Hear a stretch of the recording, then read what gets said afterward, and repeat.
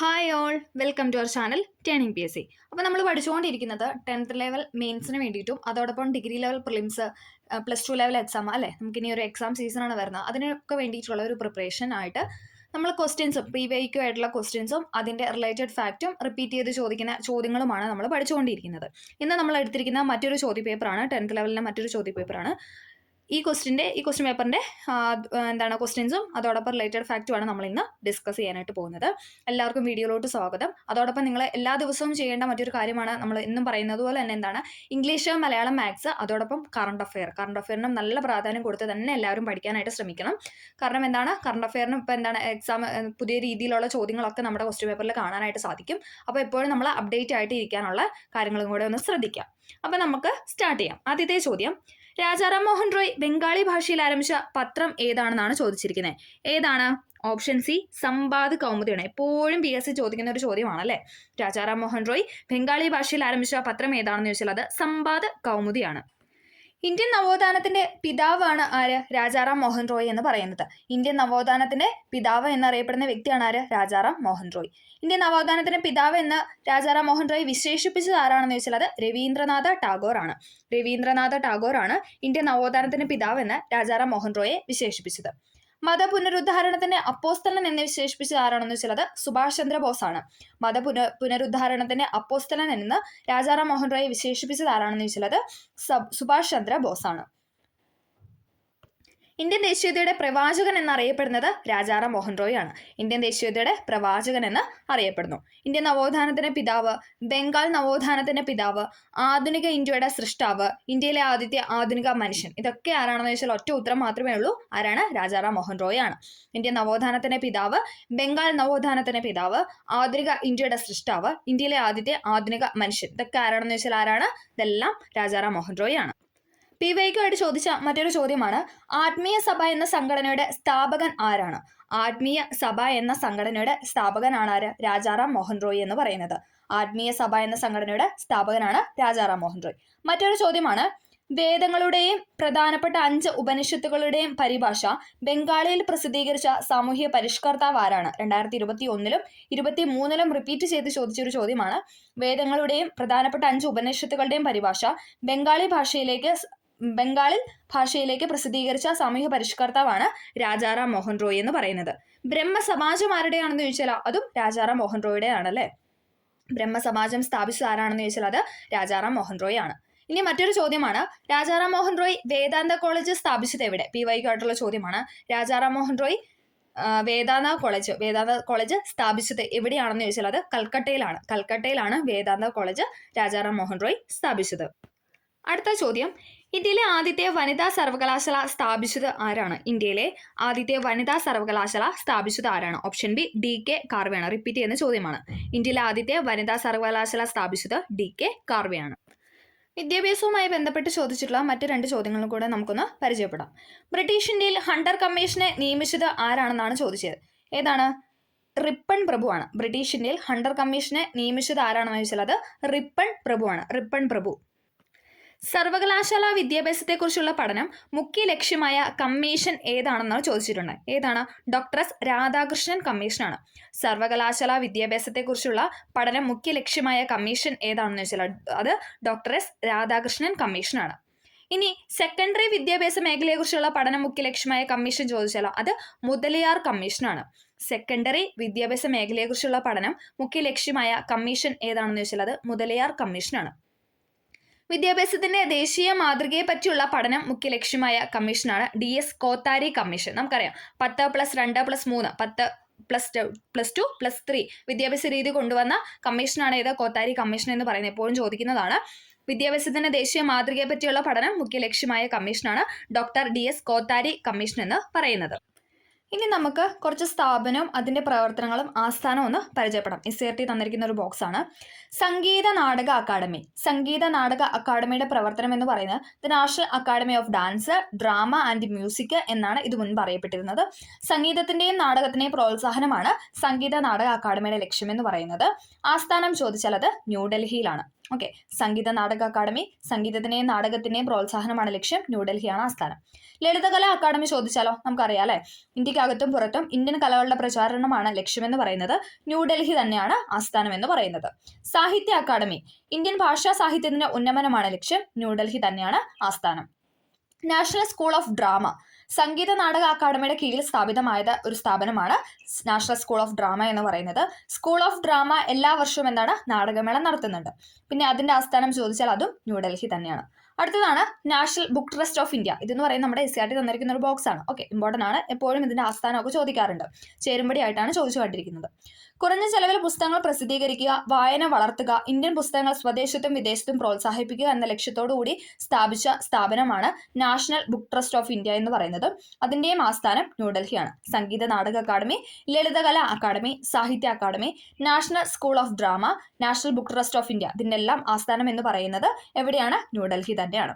ഇനി മറ്റ് വിദ്യാഭ്യാസ ഇമ്പോർട്ടൻ്റ് ആയിട്ടുള്ള മറ്റ് വിദ്യാഭ്യാസ കമ്മീഷനും അതിന്റെ വർഷവും കൂടെ നമുക്കൊന്ന് പറയാം. അതും എന്താണ്? ചേരുംപടി ആയിട്ട് എപ്പോഴും ചോദിക്കുന്നതാണ്.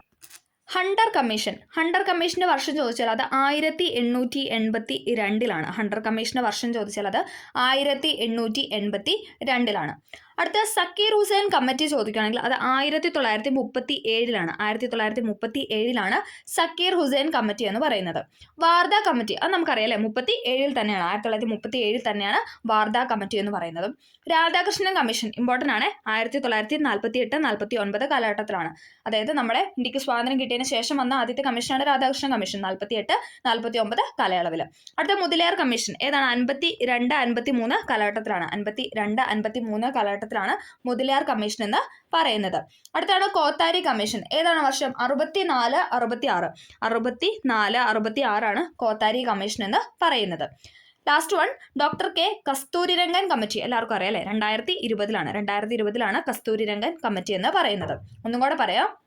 ഹണ്ടർ കമ്മീഷൻ എന്ന് പറയുന്ന 1882, സക്കീർ ഹുസൈൻ കമ്മിറ്റി എന്ന് പറയുന്ന 1937, അതേപോലെ തന്നെ വാർധ കമ്മിറ്റി ചോദിക്കുകയാണെങ്കിൽ 37 തന്നെയാണ്. പിന്നെ രാധാകൃഷ്ണൻ കമ്മീഷൻ നമ്മൾ പറഞ്ഞു സ്വതന്ത്ര ഇന്ത്യയിൽ വന്നത് 48-49 തൊട്ടടുത്ത വർഷം അല്ലെ, 47 സ്വാതന്ത്ര്യം കിട്ടി, 48-ലും 49-ലും വന്ന കമ്മീഷനാണ് രാധാകൃഷ്ണൻ കമ്മീഷന്. മുതലിയാർ കമ്മീഷൻ ആണെങ്കിൽ 52-53 വർഷത്തിലായിരുന്നു, 52-53 കാലയളവിലാണ് മുതലിയാർ കമ്മീഷൻ. കോത്താരി കമ്മീഷൻ ചോദിക്കുകയാണെങ്കിൽ അത് 64-66 കാലയളവിലാണ്. 1964-66 കാലയളവിലാണ് കോത്താരി കമ്മീഷൻ. നമ്മൾ പറഞ്ഞു 10+2+3 മാതൃക അല്ലെ, അതെന്ന് പറയുന്ന കോത്താരി കമ്മീഷനാണ്. അപ്പം അത് വന്നത് ഏത് വർഷമാണ്? 64-66. ഇനി ലാസ്റ്റ് വണ്ണാണ് ഡോക്ടർ കെ കസ്തൂരിരംഗൻ കമ്മിറ്റി. ഏതാണ്? 2020. ലോക അധ്യാപക ദിനം എന്ന് പറയുന്നത് എന്താണ്? അത് October 5 അല്ലെ, ലോക അധ്യാപക ദിനമായിട്ട് ആചരിക്കുന്നത് അത് October 5. ഇനി ദേശീയ അധ്യാപക ദിനം എപ്പോഴും ചോദിക്കുന്നതാണ്. എന്താണ്? September 5. ലോകം October, ഇനി ദേശീയം നമ്മുടെ ഇന്ത്യയിലോട്ട് വരുമ്പോൾ അത് September 5 കണക്ട് ചെയ്ത് വെക്കാം. ഓക്കെ, ലോക അധ്യാപക ദിനം October 5, ദേശീയ അധ്യാപക ദിനം എന്ന് പറയുന്നത് September 5. ദേശീയ വിദ്യാഭ്യാസ ദിനം ചോദിച്ചാൽ അത് November 11. അത് ഇമ്പോർട്ടൻ്റ് ആയ ഒരു കാര്യമാണ് അല്ലേ. അത് ആരുടെ ജന്മദിനമാണ് ആഘോഷിക്കുന്നതെന്നൊന്ന് കമന്റ് ചെയ്യുക. ഓക്കെ, November 11 നമ്മൾ ദേശീയ വിദ്യാഭ്യാസ ദിനമായിട്ട് ആചരിക്കുന്ന ആരുടെ ജന്മദിനമാണെന്ന് കമന്റ് ചെയ്യുക. അപ്പം ദേശീയ വിദ്യാഭ്യാസ ദിനമാണ് November 11 എന്ന് പറയുന്നത്. November 11. അത്രയും ഡേറ്റും കൂടെ ജസ്റ്റ് ഒന്ന് ഓർത്ത് വയ്ക്കാം. നമുക്ക് അടുത്ത ചോദ്യത്തിലോട്ട് പോകാം. അടുത്തത് വിഷ്ണുകൃഷ്ണ ചിപ്ലിങ്കർ നിബന്ധമാല എന്ന കൃതി ഏതു ഭാഷയിലാണ് രചിച്ചത്? നമ്മൾ പറഞ്ഞ എല്ലാ ക്വസ്റ്റ്യൻ പേപ്പറിനകത്ത് ഈ ക്വസ്റ്റ്യൻ ഉണ്ടായിരുന്നു അല്ലേ. ഏത് ഭാഷയിലാണെന്നാണ് ഇവിടെ ചോദിച്ചിരിക്കുന്നത്. ഏതാണ്? മറാത്തി ഭാഷയിലാണ്. വിഷ്ണുകൃഷ്ണ ചിപ്ലിങ്കർ നിബന്ധമാല എന്ന കൃതി രചിച്ചിരിക്കുന്ന ഏതു ഭാഷയിലാണെന്ന് വെച്ചാൽ അത് മറാത്തി ഭാഷയിലാണ്. നമ്മളിപ്പോഴും അതിൻ്റെ റിലേറ്റഡ് ഫാക്റ്റ് പറഞ്ഞിട്ടുണ്ട്, കഴിഞ്ഞ എല്ലാ വീഡിയോസും നമ്മൾ പറഞ്ഞത്. അപ്പം അത് കേട്ടിട്ടുള്ളവർക്ക് അതിൻ്റെ ആ ഒരു ബോക്സ് നമ്മൾ പറഞ്ഞ എസ് ആയിട്ടുള്ള ഒരു ബോക്സ് ആണ്, അത് ഇമ്പോർട്ടൻ്റ് ആണ്, എപ്പോഴും ചോദിക്കുന്നതെന്ന് പറഞ്ഞായിരുന്നു. ഓക്കെ, അടുത്ത ചോദ്യത്തിലോട്ട് പോകാം. ഇന്ത്യൻ സൊസൈറ്റി ഓഫ് ഓറിയന്റൽ ആർട്സിന്റെ സ്ഥാപകൻ ആരാണ്? ഇന്ത്യൻ സൊസൈറ്റി ഓഫ് ഓറിയന്റൽ ആർട്സിന്റെ സ്ഥാപകനാണ് അഭിനേന്ദ്രനാഥ് ടാഗോർ എന്ന് പറയുന്നത്. ഇന്ത്യൻ സൊസൈറ്റി ഓഫ് ഓറിയന്റൽ ആർട്സിന്റെ സ്ഥാപകനാണ് അഭിനേന്ദ്രനാഥ് ടാഗോർ. അടുത്ത ചോദ്യം, ഇന്ത്യൻ ഭരണഘടനയുടെ ആമുഖം ഇതുവരെയായി എത്ര തവണ ഭേദഗതി ചെയ്തു? എത്രയാണ്? എല്ലാവർക്കും അറിയാലോ, ഓപ്ഷൻ എ 1 തവണ മാത്രമാണ്. 1976 42-ാം ഭരണഘടനാ ഭേദഗതി, മിനി കോൺസ്റ്റിറ്റ്യൂഷൻ എന്നറിയപ്പെടുന്ന 42-ാം ഭരണഘടനാ ഭേദഗതി പ്രകാരം 1 തവണ മാത്രമാണ് നമ്മുടെ ഇന്ത്യൻ ഭരണഘടന ആമുഖം ഭേദഗതി ചെയ്തിട്ടുള്ളത്. ഭരണഘടനയ്ക്ക് ഒരു ആമുഖം വേണമെന്ന ആവശ്യം ആദ്യമായിട്ട് മുന്നോട്ട് വെച്ച വ്യക്തിയാണ് ആര്? BN റാവു എന്ന് പറയുന്നത്. ഭരണഘടനയ്ക്ക് ഒരു ആമുഖം വേണമെന്ന ആവശ്യം ആദ്യമായിട്ട് മുന്നോട്ട് വെച്ച വ്യക്തി ആരാണെന്ന് ചോദിച്ചാൽ അത് BN റാവു ആണ്. ആമുഖത്തിന്റെ ശില്പി എന്നറിയപ്പെടുന്നത് ആരാണ്? അത് ജവഹർലാൽ നെഹ്റു ആണ് അല്ലെ. ആമുഖത്തിന്റെ ശില്പി എന്നറിയപ്പെടുന്നത് ജവഹർലാൽ നെഹ്റു ആണ്. നെഹ്റു ഭരണഘടനാ നിർമ്മാണ സഭയിൽ അവതരിപ്പിച്ച ലക്ഷ്യപ്രമേയമാണ് എന്ത് ആമുഖമായിട്ട് മാറിയത് അല്ലെ. നെഹ്റു എന്താണ് ഭരണഘടനാ നിർമ്മാണ സഭയിൽ ലക്ഷ്യപ്രമേയം അവതരിപ്പിച്ചിരുന്നു. ആ ലക്ഷ്യപ്രമേയമാണ് പിന്നീട് ആമുഖമായിട്ട് മാറിയത്. നെഹ്റു ലക്ഷ്യപ്രമേയം അവതരിപ്പിച്ച ദിവസം ചോദിച്ചിട്ടുണ്ട്. ഏതാണ്? 1946 ഡിസംബർ 13-നാണ്. 1946 ഡിസംബർ 13-നാണ് ജവഹർലാൽ നെഹ്റു ലക്ഷ്യപ്രമേയം അവതരിപ്പിച്ചത്. ഇന്ത്യൻ ഭരണഘടനയുടെ അടിസ്ഥാന ആദർശങ്ങളും മൂല്യങ്ങളും പ്രതിഫലിപ്പിക്കുന്നത് എവിടെയാണെന്ന് ചോദിച്ചാൽ അത് ഭരണഘടനയുടെ ആമുഖത്തിലാണ്. ഇന്ത്യൻ ഭരണഘടനയുടെ അടിസ്ഥാന ആദർശങ്ങളും മൂല്യങ്ങളും പ്രതിഫലിക്കുന്നത് എവിടെയാണെന്ന് ചോദിച്ചാൽ അത് ആമുഖത്തിലാണ്. ആമുഖത്തിന്റെ ലക്ഷ്യങ്ങൾ ചോദിച്ചാലോ അത് നീതി, സമത്വം, സ്വാതന്ത്ര്യം, സാഹോദര്യമാണ്. നീതി, സമത്വം, സ്വാതന്ത്ര്യം, സാഹോദര്യമാണ് ആമുഖത്തിന്റെ ലക്ഷ്യമെന്ന് പറയുന്നത്. ആമുഖത്തിലെ നീതി എന്ന ആശയം ഇന്ത്യ കടമെടുത്തിരിക്കുന്ന രാജ്യമാണ് റഷ്യ എന്ന് പറയുന്നത്. റഷ്യ അഥവാ സോവിയറ്റ് യൂണിയൻ, USSR എന്നൊക്കെ പറയുന്നത് റഷ്യ തന്നെയാണ്. ആമുഖത്തിലെ നീതി എന്ന ആശയം കടമെടുത്തിരിക്കുന്നത് റഷ്യയിൽ നിന്നുമാണ്. ഇനി അതേസമയം ആമുഖത്തിലെ സ്വാതന്ത്ര്യം, സമത്വം, സാഹോദര്യം, റിപ്പബ്ലിക്, അതോടൊപ്പം റിപ്പബ്ലിക് എന്നീ 4 ആശയങ്ങൾ ഇന്ത്യ കടമെടുത്തിരിക്കുന്ന രാജ്യം ചോദിച്ചാൽ അത് ഫ്രാൻസിൽ നിന്നുമാണ്. എന്താണ് പറഞ്ഞത്? നീതി എന്ന ആശയം കടമെടുത്തിരിക്കുന്നത് റഷ്യയിൽ നിന്നും, അതോടൊപ്പം സ്വാതന്ത്ര്യം, സമത്വം, സാഹോദര്യം, റിപ്പബ്ലിക് എന്ന ആശയങ്ങൾ കടമെടുത്തിരിക്കുന്നത് ഫ്രാൻസിൽ നിന്നുമാണ്. ആമുഖത്തിലെ രേഖപ്പെടുത്തിയിരിക്കുന്ന ഒരേ ഒരു തീയതി എപ്പോഴും ചോദിക്കുന്നതാണ്. എന്താണ്? 1949 നവംബർ 26. നവംബർ 26-ന്റെ പ്രത്യേകത ചോദിച്ചാൽ അത് ഭരണഘടനാ ദിനം അല്ലെങ്കിൽ നിയമദിനമായിട്ടാണ് ഇന്ത്യ ആചരിക്കുന്നത്. ആമുഖത്തിൽ പരാമർശിക്കപ്പെട്ടിരിക്കുന്ന 1949 നവംബർ 26. അതിൽ നവംബർ 26 നമ്മൾ എന്താണ് ദേശീയ നിയമദിനം അല്ലെങ്കിൽ ഭരണഘടനാ ദിനമായിട്ടാണ് ആചരിക്കുന്നത്. ഓക്കെ. ഇന്ത്യൻ ഭരണഘടനയുടെ ആമുഖം നിലവിൽ വന്നത് ചോദിക്കുകയാണെങ്കിൽ എല്ലാവർക്കും അറിയാം അല്ലെ. റിപ്പബ്ലിക്കായ ഡേറ്റ് 1950 ജനുവരി 26-നാണ്. ഇന്ത്യൻ ഭരണഘടനയുടെ ആമുഖം നിലവിൽ വന്നത് 1950 ജനുവരി 26-നാണ്. ആമുഖം എന്ന ആശയം ഇന്ത്യ കടമെടുത്തിരിക്കുന്നത് ഏത് രാജ്യത്തിൽ നിന്നുമാണെന്ന് ചോദിച്ചാൽ അത് USA നിന്നുമാണ്. അമേരിക്കയിൽ നിന്നുമാണ് ആമുഖം അല്ലെങ്കിൽ പ്രിയാമ്പിള എന്ന ആശയം ഇന്ത്യ കടമെടുത്തിരിക്കുന്നത്. ആമുഖം ഭേദഗതി ചെയ്യുമ്പോൾ ഇന്ത്യയുടെ പ്രധാനമന്ത്രി ആരാണെന്ന് ചോദിച്ചാൽ അത് ഇന്ദിരാഗാന്ധിയാണ്. നമ്മൾ മുന്നത്തെ ക്ലാസ്സിൽ നമ്മൾ പറഞ്ഞായിരുന്നു ആമുഖം ഭേദഗതി ചെയ്യുമ്പോൾ, അതായത് 1976 കാലഘട്ടങ്ങളിൽ ഇന്ത്യയുടെ പ്രധാനമന്ത്രി ആരാണെന്ന് ചോദിച്ചാൽ അത് ഇന്ദിരാഗാന്ധിയും. ആ സമയത്ത് രാഷ്ട്രപതി ചോദിച്ചാൽ അത് ഫക്രുദ്ദീൻ അലി അഹമ്മദുമാണ്. ഫക്രുദ്ദീൻ അലി അഹമ്മദുമാണ് രാഷ്ട്രപതി എന്ന് പറയുന്നത്. ഇത്രയുമാണ് നമുക്ക് ആമുഖവുമായി റിലേറ്റ് ചെയ്തിട്ട് പറയാവുന്ന ചോദ്യങ്ങളും അതിൻ്റെ ഉത്തരങ്ങളും എന്ന് പറയുന്നത്. അടുത്ത ചോദ്യം, ഐക്യ കേരള പ്രതിജ്ഞ എഴുതി തയ്യാറാക്കിയത് ആരാണ്? ഐക്യ കേരള പ്രതിജ്ഞ എഴുതി തയ്യാറാക്കിയത് ആരാണെന്ന് വെച്ചാൽ അത് ആരാണ്? ഓപ്ഷൻ സി NV കൃഷ്ണവാര്യർ ആണ്. NV കൃഷ്ണവാര്യർ ആണ് ഐക്യ കേരള പ്രതിജ്ഞ എഴുതി തയ്യാറാക്കിയത്. ഐക്യ കേരളം ആവശ്യപ്പെട്ടുകൊണ്ട് EMS രചിച്ച കൃതി ചോദിക്കുകയാണെങ്കിലോ അത് എപ്പോഴും ചോദിക്കുന്നതാണ് അല്ലേ. അത് ഏതെന്ന് പറഞ്ഞാൽ 1.25 കോടി മലയാളികളാണ്. ഐക്യ കേരളം എന്ന ആശയം ആവശ്യപ്പെട്ടുകൊണ്ട് EMS രചിച്ച കൃതിയാണ് 1.25 കോടി മലയാളികൾ എന്ന് പറയുന്നത്. ഐക്യ കേരള പ്രതിജ്ഞ എഴുതിയത് NV കൃഷ്ണവാര്യരാണ്. ഇനി ഐക്യ കേരളം എന്ന കവിത എഴുതിയത് ആരാണെന്ന് ചോദിച്ചാൽ അത് ബാലാമണി അമ്മയാണ്. ഐക്യ കേരളം എന്ന കവിത എഴുതിയത് ആരാണെന്ന് ചോദിച്ചാൽ അത് ബാലാമണി അമ്മയാണ്. ഐക്യ കേരള കവിത എഴുതിയത് ബാലാമണി അമ്മ. അടുത്ത ചോദ്യം, മൗലിക കടമകൾ എന്ന ആശയം ഇന്ത്യ ഏതു രാജ്യത്തെ ഭരണഘടനയിൽ നിന്നും എടുത്തതാണെന്നാണ് ചോദിച്ചിരിക്കുന്നത്. ഏതാണ്? ഓപ്ഷൻ ബി റഷ്യയിൽ നിന്നുമാണ്. മൗലിക കടമകൾ എന്ന ആശയം എടുത്തിരിക്കുന്നത് റഷ്യയിൽ നിന്നുമാണ്. ഇനി അതേസമയം മൗലിക അവകാശമാണ് ചോദിക്കുന്നതെങ്കിലും അത് USA അല്ലെങ്കിൽ അമേരിക്കയിൽ നിന്നും എടുത്തിരിക്കുന്നതാണ് മൗലിക അവകാശം എന്ന് പറയുന്നത്. മൗലിക കടമകൾ എടുത്തിരിക്കുന്നത് റഷ്യൻ ഭരണഘടനയിൽ നിന്നുമാണ്. മൗലിക കടമകൾ ഭരണഘടനയിൽ എഴുതി ചേർത്ത ഭേദഗതിയാണ് 1976-ലെ 42-ാം ഭരണഘടനാ ഭേദഗതി എന്ന് പറയുന്നത്. മിനി കോൺസ്റ്റിറ്റ്യൂഷൻ എന്നറിയപ്പെടുന്ന 42-ാം ഭരണഘടനാ ഭേദഗതി പ്രകാരമാണ് മൗലിക കടമകൾ ഇന്ത്യൻ ഭരണഘടനയിൽ എഴുതി ചേർത്തത്. മൗലിക കടമകൾ നിലവിൽ വന്ന ഡേറ്റ് ചോദിക്കുകയാണെങ്കിൽ അത് 1977 ജനുവരി 3-നാണ്. അതായത് 76-ലെ 42-ാം ഭേദഗതി നിലവിൽ വന്ന ദിവസമാണ് 1977, തൊട്ടടുത്ത വർഷം 1977 ജനുവരി 3 എന്ന് പറയുന്നത്. ഇനി മൗലിക കടമകളെ കുറിച്ച് പ്രതിപാദിക്കുന്ന ഭാഗം ചോദിച്ചാലോ അത് 4A-ലാണ്. 4A-ലാണ് മൗലിക കടമകളെ കുറിച്ച് പ്രതിപാദിക്കുന്ന ഭാഗം എന്ന് പറയുന്നത്. ആർട്ടിക്കിൾ ചോദിക്കുകയാണെങ്കിൽ അത് 51A-ലാണ്. രണ്ടും എ വെച്ചിട്ട് നമുക്ക് കണക്ട് ചെയ്യാം. 4A 51A 4A 51A മൗലിക കടമകളെ കുറിച്ച് പ്രതിപാദിക്കുന്ന ഭാഗമാണ് 4A എന്ന് പറയുന്നത്. ഇനി ആർട്ടിക്കിൾ ചോദിക്കുകയാണെങ്കിൽ അത് 51A ആണ്. മൗലിക കടമകൾ എന്ന ആശയം ഉൾക്കൊണ്ട് ഏത് രാജ്യത്തു നിന്നാണെന്ന് ചോദിച്ചാൽ അത് USSR അഥവാ റഷ്യയിൽ നിന്നുമാണ്. ആ സമയവും ഇന്ത്യയുടെ പ്രധാനമന്ത്രി എന്ന് പറയുന്നത് ആര് തന്നെയാണ്? ഇന്ദിരാഗാന്ധിയാണല്ലോ. നമ്മൾ പറഞ്ഞു ഇന്ദിരാഗാന്ധി. രാഷ്ട്രപതി ആരായിരുന്നു? ഫക്രുദ്ദീൻ അലി അഹമ്മദ് ആയിരുന്നു. 42ാമത് ഭരണഘടനാ ഭേദഗതിയിലൂടെ ഉൾപ്പെടുത്തിയ മൗലിക കടമകൾ എന്ന് പറയുന്നത് 10 എണ്ണമാണ്. നമ്മൾ കഴിഞ്ഞ ക്ലാസ്സിലും പറഞ്ഞായിരുന്നു 10 മൗലിക കടമകളാണ് ഉൾപ്പെടുത്തിയിരുന്നത്. പക്ഷെ നിലവിൽ എത്ര മൗലിക കടമകളുണ്ടെന്ന് ചോദിച്ചാൽ അത് 11 മൗലിക കടമകളാണ് ഉള്ളത്. ഇപ്പോൾ നിലവിൽ ഇന്ത്യൻ ഭരണഘടനയിൽ ഉൾപ്പെടുത്തിയിരിക്കുന്ന മൗലിക കടമകളുടെ എണ്ണം എന്ന് പറയുന്നത് 11 എണ്ണമാണ്. ഓക്കെ, നമ്മൾ പറഞ്ഞു പാർട്ട് 4A ലാണ് 51A ആണ് ആർട്ടിക്കിൾ. 76-ലെ 42ാം ഭേദഗതി പ്രകാരം നിലവിൽ വന്നു. പിന്നെ എന്താണ് 10 മൗലിക കടമകളായിരുന്നു ആ സമയത്ത് ഉണ്ടായിരുന്നത്. നിലവിൽ 11 അവകാശങ്ങളാണ് ഉള്ളത്. അത്രയും കാര്യങ്ങളൊന്ന് ഓർത്തു വയ്ക്കുക. അടുത്ത ചോദ്യം, താഴെ പറയുന്നവരിൽ ആരാണ് ഇന്ത്യൻ നാഷണൽ കോൺഗ്രസിന്റെ പ്രസിഡന്റ് അല്ലാത്തത് എന്നാണ് ചോദിച്ചിരിക്കുന്നത്. ആരാണ്? ഓപ്ഷൻ എ ബാലഗംഗാധര തിലകനാണ് അല്ലെ. ലാലാ ലജ്പത് റായ്, ചിത്തരഞ്ജൻ ദാസ്, ഗോപാലകൃഷ്ണ ഗോഖലെ ഇവരൊക്കെ എന്താണ് INC അല്ലെങ്കിൽ ഇന്ത്യൻ നാഷണൽ കോൺഗ്രസിന്റെ പ്രസിഡന്റ് സ്ഥാനം വഹിച്ചിട്ടുണ്ട്. പക്ഷെ ബാലഗംഗാധര തിലകന് അത് ആ ഒരു പദവി വഹിച്ചിട്ടില്ല. INC-യുമായി ബന്ധപ്പെട്ട് പ്രീവിയസ് ഇയറിൽ ചോദിച്ച ചോദ്യം നമുക്കൊന്ന് നോക്കാം.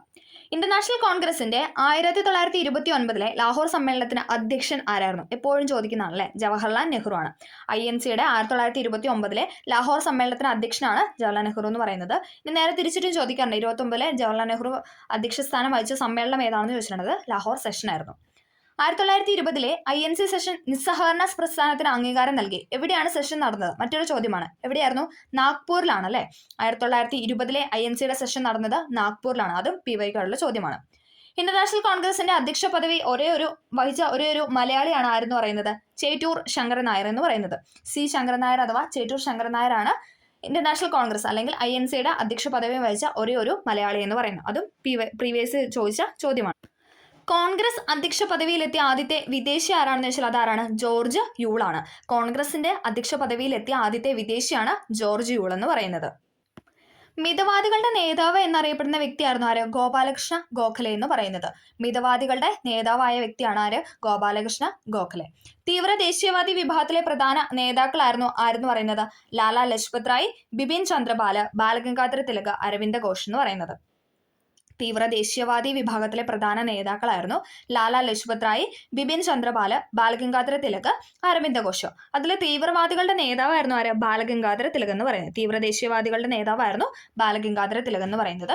ഇനി മിതവാദികളുടെ നേതാവായിരുന്നു ഗോപാലകൃഷ്ണ ഗോഖലെ എന്ന് പറയും. മിതവാദികളുടെ നേതാവായിരുന്നു ഗോപാലകൃഷ്ണ ഗോഖലെ. ലാൽ പാൽ ഭാൽ എന്നറിയപ്പെടുന്ന ആരൊക്കെയാണ്? ലാലാ ലജ്പത് റായ്, ബിപിൻ ചന്ദ്രപാല്, ബാലഗംഗാധര തിലകനാണ്.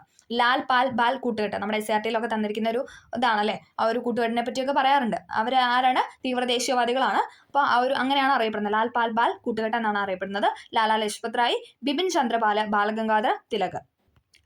INC-യിൽ പ്രസിഡന്റ് സ്ഥാനം വഹിച്ച ആദ്യത്തെ വനിതയാണ് ആര്? ആനി ബെസന്റ് എന്ന് പറയുന്നത്. INC-യുടെ പ്രസിഡന്റ് സ്ഥാനം വഹിച്ച ആദ്യത്തെ വനിത ചോദിക്കുകയാണെങ്കിൽ അത് ആനി ബെസന്റ് ആണ്.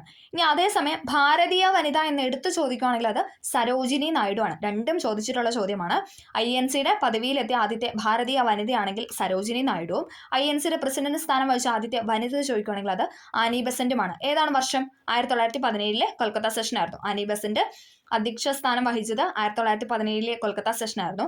സരോജിനി നായിഡു ആണെങ്കിൽ 25 കാൺപൂർ സെഷനുമായിരുന്നു. 25 വർഷം ഒന്ന് ഓർത്തിരുന്നാൽ മതി. 1925 കാൺപൂർ സെഷനിലായിരുന്നു സരോജിനി നായിഡു, അതായത് ഭാരതീയ വനിതയായിട്ട് അധ്യക്ഷ പദവി വഹിച്ചത്. INC പ്രസിഡന്റായ രണ്ടാമത്തെ വനിതയാണ് സരോജിനി നായിഡു. രണ്ടാമത്തെ വനിതയായിട്ട് പറയുന്നത് സരോജിനി നായിഡു ആണ്. കാരണം ആദ്യത്തെ ആരാണ്? ആനി ബെസന്റ് ആണ്. ഇനി രണ്ടാമത്തെ വനിത എന്നാണ് ചോദിക്കുന്നതെങ്കിൽ അത് സരോജിനി നായിഡു ആണ്. ഭാരതീയ വനിത എന്നാണ് ചോദിക്കുന്നതെങ്കിൽ അതും സരോജിനി നായിഡു ആണ്. സ്വതന്ത്ര ഇന്ത്യയിൽ കോൺഗ്രസ് പ്രസിഡന്റായ രണ്ടാമത്തെ വനിതയാണ് സോണിയാഗാന്ധി എന്ന് പറയുന്നത്. ഇനി അതേസമയം സ്വതന്ത്ര ഇന്ത്യയിൽ കോൺഗ്രസ് പ്രസിഡന്റായ ആദ്യത്തെ വനിത ചോദിക്കുകയാണെങ്കിൽ അത് ഇന്ദിരാഗാന്ധിയാണ്. ഓക്കെ, അത് നമുക്കറിയാവുന്ന പോയിന്റ് ആണ് അല്ലെ. സ്വതന്ത്ര ഇന്ത്യയിൽ കോൺഗ്രസിന്റെ പ്രസിഡന്റായ ആദ്യത്തെ വനിത എന്ന് എടുത്ത് ചോദിക്കുകയാണെങ്കിൽ അത് ഇന്ദിരാഗാന്ധിയും രണ്ടാമത്തെ വനിതയാണെങ്കിൽ അത് സോണിയാഗാന്ധിയുമാണ്.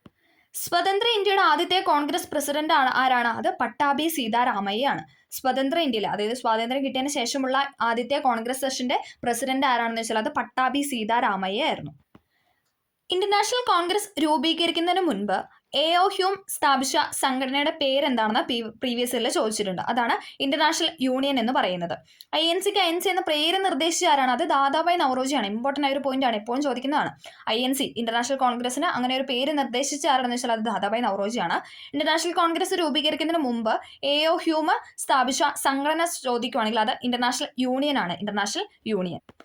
ഇന്റർനാഷണൽ കോൺഗ്രസിന്റെ അല്ലെങ്കിൽ INC ആദ്യത്തെ സെക്രട്ടറിയാണ് അലൻ ഒക്ടോവിയം ഹ്യൂം അല്ലെങ്കിൽ AO ഹ്യൂം എന്ന് പറയുന്നത്. ഇന്റർനാഷണൽ കോൺഗ്രസിന്റെ ആദ്യത്തെ സെക്രട്ടറി ആയിരുന്നു AO ഹ്യൂം എന്ന് പറയുന്നത്. ഇനി അതേസമയം പ്രസിഡന്റ് ചോദിക്കുകയാണെങ്കിൽ അത് WC ബാനർജിയാണ്. രണ്ടും ചോദിച്ചിട്ടുണ്ട്. ഇന്റർനാഷണൽ കോൺഗ്രസിന്റെ ആദ്യത്തെ പ്രസിഡന്റ് ആണെങ്കിൽ അത് WC ബാനർജി. ഇനി ആദ്യത്തെ സെക്രട്ടറി ആണെങ്കിൽ AO ഹ്യൂമുമാണ്. INCയുടെ സമ്മേളനത്തിൽ പങ്കെടുത്ത ആദ്യത്തെ മലയാളി ചോദിക്കുകയാണെങ്കിൽ അത് ബാരിസ്റ്റർ GP പിള്ളയാണ്. നമ്മൾ പറഞ്ഞായിരുന്നു C ശങ്കരൻ നായർ അഥവാ ചേറ്റൂർ ശങ്കരൻ നായരാണ് അധ്യക്ഷ പദവി വഹിച്ച ഏക മലയാളി എന്ന് പറയുന്നത്. പക്ഷെ അതേസമയം INCയുടെ സമ്മേളനത്തിൽ പങ്കെടുത്ത ആദ്യത്തെ മലയാളി എന്നാണ് ചോദിക്കുന്നതിൽ അത് ബാരിസ്റ്റർ GP പിള്ളയാണ്. INCയുടെ സമ്മേളനത്തിൽ പങ്കെടുത്ത ആദ്യത്തെ മലയാളിയാണ് ആരെന്ന് പറഞ്ഞാൽ ബാരിസ്റ്റർ GP പിള്ള. അധ്യക്ഷ സ്ഥാനം വഹിക്കുന്ന ഒരേ ഒരു മലയാളി, ആദ്യത്തെ മലയാളിയല്ല, ഒരേ ഒരു മലയാളിയാണ് വഹിച്ചിട്ടുള്ളൂ. അതെന്ന് പറയുന്നത് ചേറ്റൂർ ശങ്കരൻ നായരാണ്. ഇനി INC രൂപീകൃതമായ വർഷം നമ്മളത് പറഞ്ഞില്ല അല്ലേ. INC രൂപീകൃതമായ വർഷം ചോദിക്കുകയാണെങ്കിൽ ഇമ്പോർട്ടൻ്റ് ആണ്. 1885 ഡിസംബർ 28. 1885 ഡിസംബർ 28 INC രൂപീകരിച്ചത്. 1885 ഡിസംബർ 28. ആദ്യത്തെ സമ്മേളനത്തിലെ പ്രതിനിധികളുടെ എണ്ണം ചോദിച്ചാൽ അത് 72. ഇമ്പോർട്ടൻ്റ് ആണ്. സ്റ്റേറ്റ്മെന്റിലൊക്കെ ചോദിക്കാറുണ്ട്. ആദ്യത്തെ സമ്മേളനം, അതായത് ആദ്യത്തെ സമ്മേളനം നടന്നത് എവിടെയാണെന്ന് ചോദിച്ചാൽ അത് എവിടെയാണ്? ബോംബെയിലായിരുന്നു. ബോംബെയിൽ നടന്ന ആദ്യത്തെ സമ്മേളനത്തിൽ പങ്കെടുത്ത പ്രതിനിധികളുടെ എണ്ണം എന്ന് പറയുന്നത് അത് 72. 72. ഗാന്ധിജി പങ്കെടുത്ത ആദ്യത്തെ കോൺഗ്രസ് സമ്മേളനം ചോദിക്കുകയാണെങ്കിൽ അത് എന്നാണ്? 1901. ഇമ്പോർട്ടൻ്റ് ആണ്. ഗാന്ധിജി പങ്കെടുത്ത ഡേറ്റ് ആണ് ചോദിക്കുകയെങ്കിൽ അത് 1901. ഇനി ഗാന്ധിജി അധ്യക്ഷ സ്ഥാനം വഹിച്ചതാണെങ്കിൽ അത് 1924. ഗാന്ധിജി അധ്യക്ഷനായ ഏക കോൺഗ്രസ് സമ്മേളനമാണ് 24 സെഷൻ എന്ന് പറയുന്നത്. അതെവിടെയായിരുന്നു? അത് ബെൽഗാം സമ്മേളനമായിരുന്നു അല്ലെ. 24 ബെൽഗാം സമ്മേളനത്തിലായിരുന്നു ഗാന്ധിജി അധ്യക്ഷ പദവി വഹിച്ച്. ആ ഒരേ ഒരു തവണ മാത്രമാണ് കോൺഗ്രസിന്റെ അധ്യക്ഷ പദവിയിൽ ഗാന്ധിജി വന്നത്. ഇനി പങ്കെടുത്ത ഡേറ്റ് ആണ് ചോദിക്കുന്നത് അത് 1901. ഡേറ്റ് ഒന്നും മാറിപ്പോവാതെ പഠിക്കുക. 885 ഡിസംബർ 28 INC രൂപീകൃതമായത്.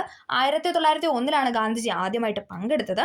ഇനി ഗാന്ധിജി അധ്യക്ഷ പദവി വഹിച്ച് 24 1924. 25 ആരായിരുന്നു? നമ്മൾ പറഞ്ഞു സരോജിനി നായിഡു അല്ലെ. ഭാരതീയ വനിത അല്ലെങ്കിൽ രണ്ടാമത്തെ വനിത എന്നൊക്കെ പറയുന്ന ആരായിരുന്നു? സരോജിനി നായിഡു ആണ്. 25 സെഷനായിരുന്നു അദ്ദേഹം പങ്കെടുത്തത്.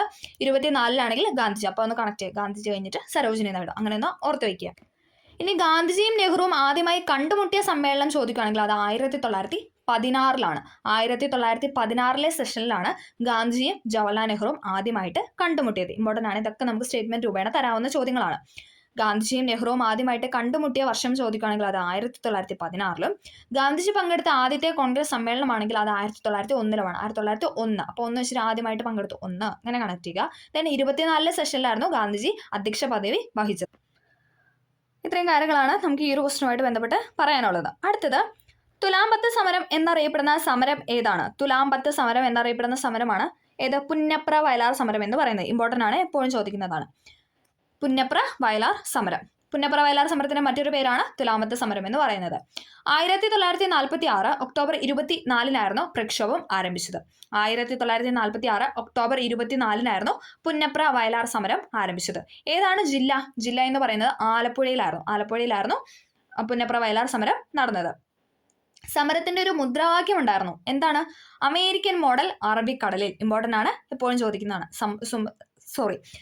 സമരത്തിന്റെ മുദ്രാവാക്യം ചോദിക്കുകയാണെങ്കിൽ അത് അമേരിക്കൻ മോഡൽ അറബിക്കടലിൽ എന്നാണ്. പുന്നപ്ര വയലാർ സമര സ്മാരകം സ്ഥിതി ചെയ്യുന്നത് എവിടെയാണെന്ന് വെച്ചാൽ അത് ആലപ്പുഴയിലെ കളർകോടിലാണ്. ഇമ്പോർട്ടൻ്റ് ആണ്.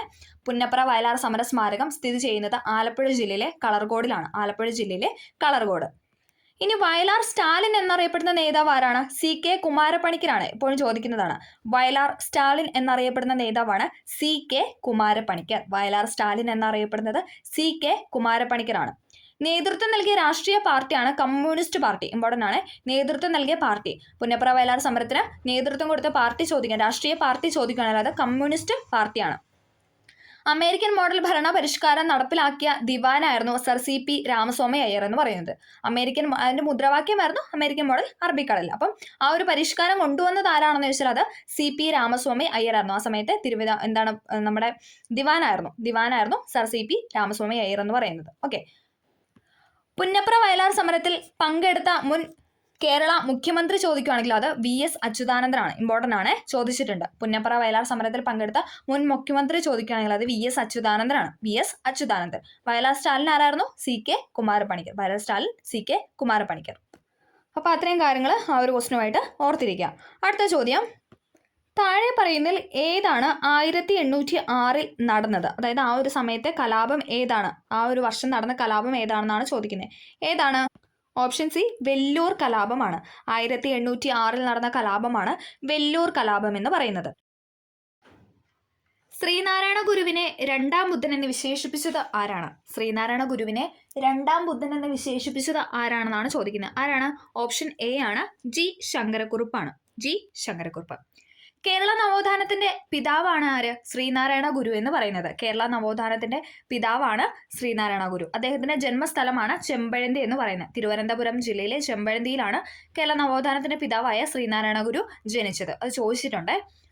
അടുത്തൊരു പോയിന്റ്, 1888 നെയ്യാറിന്റെ തീരത്തുള്ള അരുവിപ്പുറത്ത് ശിവപ്രതിഷ്ഠ നടത്തി. ഇത് അരുവിപ്പുറം വിപ്ലവം അല്ലെങ്കിൽ അരുവിപ്പുറം പ്രതിഷ്ഠ എന്ന് അറിയപ്പെടുന്നു. എന്താണ്? 1888 ശ്രീനാരായണ ഗുരു അരുവിപ്പുറത്ത് പ്രതിഷ്ഠ നടത്തിയത്.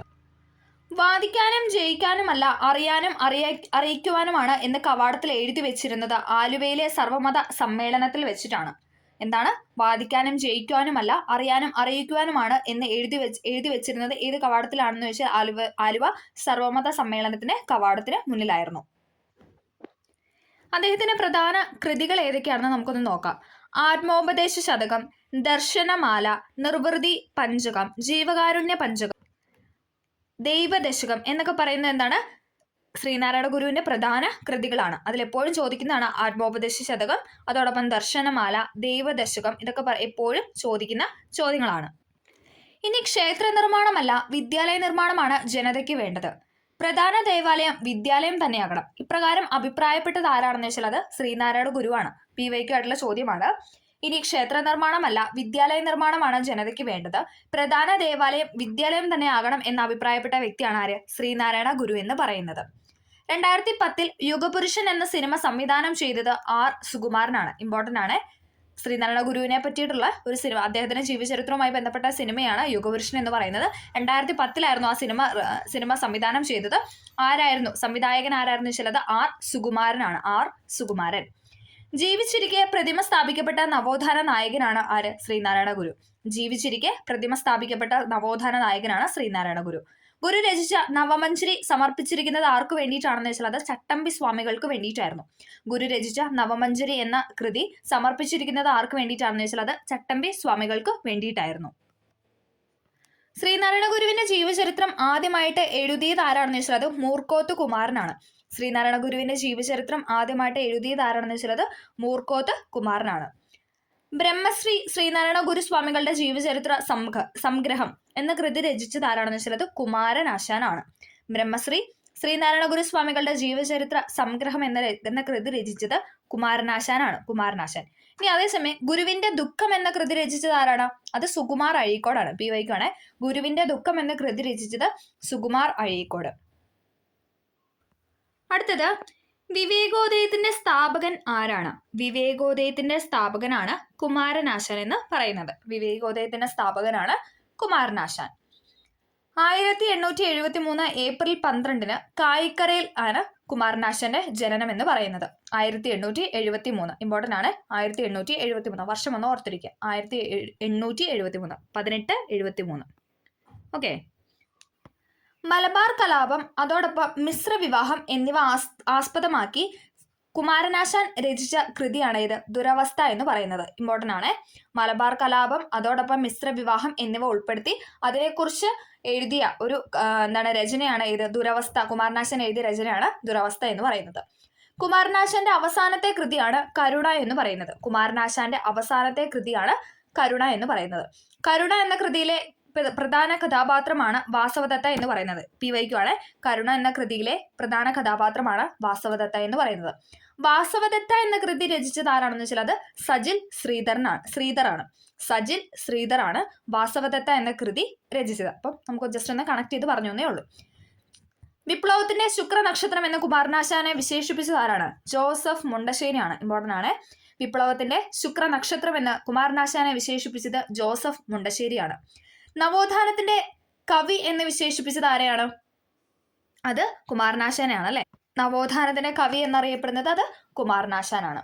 തിരുവിതാംകൂർ നിയമനിർമ്മാണ സഭയിൽ അംഗമായ ആദ്യത്തെ കവിയാണ് കുമാരനാശാൻ. തിരുവിതാംകൂറിലെ നിയമനിർമ്മാണ സഭയിലെ അംഗമായ ആദ്യത്തെ കവി ചോദിക്കുകയാണെങ്കിൽ അത് കുമാരനാശാനാണ്. നളിനി, ലീല, ദിവ്യഗോകുലം, പുഷ്പവാടി, വീണപൂവ്, മണിമാല, വനമാല, ചിന്താവിഷ്ടയായ സീത, ദുരവസ്ഥ, കരുണ, ചണ്ടാലഭിഷുകി എന്നൊക്കെ പറയുന്ന ആരുടെ കൃതികളാണ്? ഇതെല്ലാം ആരുടെയാണ്? കുമാരനാശാന്റെ കൃതികളാണ് അല്ലെ. അതിൽ ഇമ്പോർട്ടൻ്റ് ആണ് നളിനി, ലീല, വീണപൂവ്, ചിന്താവിഷ്ടയായ സീത, ദുരവസ്ഥ, കരുണ. ഇതൊക്കെ എപ്പോഴും റിപ്പീറ്റ് ചെയ്ത് ചോദിക്കുന്ന ചോദ്യങ്ങളാണ്. അപ്പൊ അതൊന്ന് ഓർത്തു വയ്ക്കുക. അടുത്ത ചോദ്യം, ഇന്ത്യൻ ഭരണഘടനയുടെ ആമുഖത്തെ ഇന്ത്യയുടെ രാഷ്ട്രീയ ജാതകം എന്ന് വിശേഷിപ്പിച്ച വ്യക്തി ആരാണ്? രാഷ്ട്രീയ ജാതകം എന്ന് വിശേഷിപ്പിച്ചത് KM മുൻഷിയാണ്. ഇന്ത്യയുടെ ഭരണഘടനയുടെ ആമുഖത്തെ ഇന്ത്യയുടെ രാഷ്ട്രീയ ജാതകം എന്ന് വിശേഷിപ്പിച്ചത് KM മുൻഷിയാണ്. ആമുഖവുമായി ബന്ധപ്പെട്ട ചോദ്യങ്ങളും അതിൻ്റെ റിലേറ്റഡ് ഫാക്ട് നമ്മൾ പറഞ്ഞായിരുന്നു. അപ്പം നമുക്ക് ഇങ്ങനെ ഇനിയിപ്പോൾ വിശേഷണങ്ങൾ കുറച്ച് നോക്കാം. ഭരണഘടനയുടെ തിരിച്ചറിയൽ കാർഡ് എന്ന ആമുഖത്തെ വിശേഷിപ്പിച്ചത് ആരാണ്? അത് NA പൽക്കിവാലയാണ് അല്ലേ. ഇന്ത്യയുടെ രാഷ്ട്രീയ ജാതകം എന്ന് വിശേഷിപ്പിച്ചത് KM മുൻഷി. ഭരണഘടനയുടെ തിരിച്ചറിയൽ കാർഡ്, ഐഡന്റിറ്റി കാർഡ് എന്ന് വിശേഷിപ്പിച്ചത് ആരാണെന്ന് വെച്ചാൽ അത് NA പൽക്കിവാലയാണ്. ഭരണഘടനയുടെ കീനോട്ട് എന്ന ആമുഖത്തെ വിശേഷിപ്പിച്ചതോ? അത് ഏണസ്റ്റ് ബാർക്കർ ആണ്. ഭരണഘടനയുടെ കീനോട്ട് എന്ന് ആമുഖത്തെ വിശേഷിപ്പിച്ചത് ആരാണെന്ന് വെച്ചാൽ അത് ഏണസ്റ്റ് ബാർക്കർ ആണ്. ഭരണഘടനയുടെ ആത്മാവ് എന്ന ആമുഖത്തെ വിശേഷിപ്പിച്ചത് ആരാണ്? അത് ജവഹർലാൽ നെഹ്റു ആണ്. ഭരണഘടനയുടെ ആത്മാവ് എന്ന് ആമുഖത്തെ വിശേഷിപ്പിച്ചത് ജവഹർലാൽ നെഹ്റു ആണ്. ഭരണഘടനയുടെ ഹൃദയവും ആത്മാവും എന്ന് ആമുഖത്തെ വിശേഷിപ്പിച്ചത് ആരാണ്? അത് താക്കൂർദാസ് ഭാർഗവയാണ്. ഭരണഘടനയുടെ ഹൃദയവും ആത്മാവും എന്ന് ആമുഖത്തെ വിശേഷിപ്പിച്ചത് ആരാണെന്ന് ചോദിച്ചാൽ അത് താക്കൂർദാസ് ഭാർഗവാണ്. താക്കൂർദാസ് ഭാർഗവ്. ഇന്ത്യയുടെ രാഷ്ട്രീയ ജാതകം എന്ന ആമുഖത്തെ വിശേഷിപ്പിച്ചത് KM മുൻഷി. ഭരണഘടനയുടെ തിരിച്ചറിയൽ കാർഡ് എന്ന ആമുഖത്തെ വിശേഷിപ്പിച്ചത് NA പൽക്കിവാല. ഭരണഘടനയുടെ കീനോട്ട് എന്ന് വിശേഷിപ്പിച്ചത് ഏണസ്റ്റ് ബാർക്കർ. ആത്മാവ്, ഭരണഘടനയുടെ ആത്മാവ് എന്ന് വിശേഷിപ്പിച്ചത് ജവഹർലാൽ നെഹ്റു. ഭരണഘടനയുടെ ഹൃദയവും ആത്മാവും എന്ന ആമുഖത്തെ വിശേഷിപ്പിച്ചത് അത് താക്കൂർദാസ് ഭാർഗവയാണ്. ഓക്കെ, അടുത്ത ചോദ്യം, 102ാമത്തെ ഭരണഘടനാ ഭേദഗതിയിലൂടെ കൂട്ടിച്ചേർക്കപ്പെട്ട പുതിയ അനുച്ഛേദം ഏതാണെന്നാണ് ചോദിച്ചിരിക്കുന്നത്. ഏതാണ്? ഓപ്ഷൻ A ആണ്. Article 338B. 102ാമത്തെ ഭരണഘടനാ ഭേദഗതിയിലൂടെ കൂട്ടിച്ചേർക്കപ്പെട്ട പുതിയ അനുച്ഛേദമാണ് 338B എന്ന് പറയുന്നത്. 1993 സ്ഥാപിക്കപ്പെട്ട ദേശീയ പിന്നോക്ക വിഭാഗ കമ്മീഷന് ഭരണഘടനാപരമായ പദവി ലഭിച്ച ഭേദഗതിയാണ് ഏത്? 2018 102ാം ഭരണഘടനാ ഭേദഗതി എന്ന് പറയുന്നത്. എന്താണ്? 1993 സ്ഥാപിക്കപ്പെട്ട 1993 സ്ഥാപിക്കപ്പെട്ട ദേശീയ പിന്നോക്ക വിഭാഗ കമ്മീഷന് ഭരണഘടനാപരമായ പദവി ലഭിച്ച ഭേദഗതിയാണ് 2018 102ാം ഭേദഗതി എന്ന് പറയുന്നത്. അതുമായി ബന്ധപ്പെട്ട് കൂട്ടിച്ചേർത്ത ആർട്ടിക്കിളാണ് ഇത് 338B എന്ന് പറയുന്നത്. ഇമ്പോർട്ടൻ്റ് ആണ് 338B. ഈ ബില്ലിന് അവതരിപ്പിച്ച രാഷ്ട്രപതി ആരാണ്, അല്ലെങ്കിൽ ഒപ്പുവെച്ച രാഷ്ട്രപതി ആരാണെന്ന് വെച്ചാൽ അത് രാംനാഥ് കോവിന്ദ് ആണ്. ഈ ബില്ലിൽ ഒപ്പുവെച്ച രാഷ്ട്രപതിയാണ് രാംനാഥ് കോവിന്ദ് എന്ന് പറയുന്നത്. ഒന്നുകൂടെ പറയാം, 1993 സ്ഥാപിക്കപ്പെട്ട ദേശീയ പിന്നോക്ക വിഭാഗ കമ്മീഷന് ഭരണഘടനാപരമായ പദവി ലഭിച്ച ഭേദഗതിയാണ് 2018 102ാം ഭരണഘടനാ ഭേദഗതി. കൂട്ടിച്ചേർത്ത ആർട്ടിക്കിളാണ് 338B എന്ന് പറയുന്നത്. ഒപ്പുവെച്ച രാഷ്ട്രപതി ചോദിച്ചാൽ അത് രാംനാഥ് കോവിന്ദ് ആണ്. ഓക്കെ, അടുത്ത ചോദ്യം, 6 മുതൽ 14 വയസ്സുവരെയുള്ള കുട്ടികൾക്ക് നിർബന്ധിതവും സൗജന്യവുമായ വിദ്യാഭ്യാസം ഉറപ്പുവരുത്തുന്ന അനുച്ഛേദം ഏതാണ്? ഏതാണ്? എപ്പോഴും ചോദിക്കുന്നതാണ് അല്ലേ. ഓപ്ഷൻ സി, അനുച്ഛേദം 21A ആണ്. 21A. പ്രാഥമിക വിദ്യാഭ്യാസം മൗലിക അവകാശമാക്കി മാറ്റിയ ഭേദഗതിയാണ് ഏത്? 2002 86ാം ഭേദഗതി എന്ന് പറയുന്നത്. 2002 86ാം ഭേദഗതി ഇമ്പോർട്ടൻ്റ് ആണ്, ഓർത്ത് വയ്ക്കണം. ഭരണഘടനയിൽ അനുച്ഛേദം 21A ആയിട്ടാണ് കൂട്ടിച്ചേർത്തത്. നമ്മൾ പറഞ്ഞല്ലേ, 21A ആയിട്ട്. 6നും 14 വയസ്സിനും ഇടയ്ക്ക് പ്രായമുള്ള കുട്ടികളുടെ മാതാപിതാക്കളോ രക്ഷകർത്താക്കളോ അവർക്ക് വിദ്യാഭ്യാസത്തിനുള്ള അവസരങ്ങൾ ഏർപ്പെടുത്തേണ്ടത് എന്ന വ്യവസ്ഥ ചെയ്ത ഭേദഗതിയാണ് ഏത്? 2002 86ാം ഭേദഗതി എന്ന് പറയുന്നത്. 86ാം ഭരണഘടനാ ഭേദഗതി പ്രകാരം ഭേദഗതി വരുത്തിയ മാർഗനിർദ്ദേശക തത്വങ്ങളിലെ അനുച്ഛേദമാണ് 45 എന്ന് പറയുന്നത്. അതങ്ങനെ ചോദിച്ചു കണ്ടിട്ടില്ല, എന്നാലും ജസ്റ്റ് ഒന്ന് ഓർത്തു വയ്ക്കുക. എന്താണ്?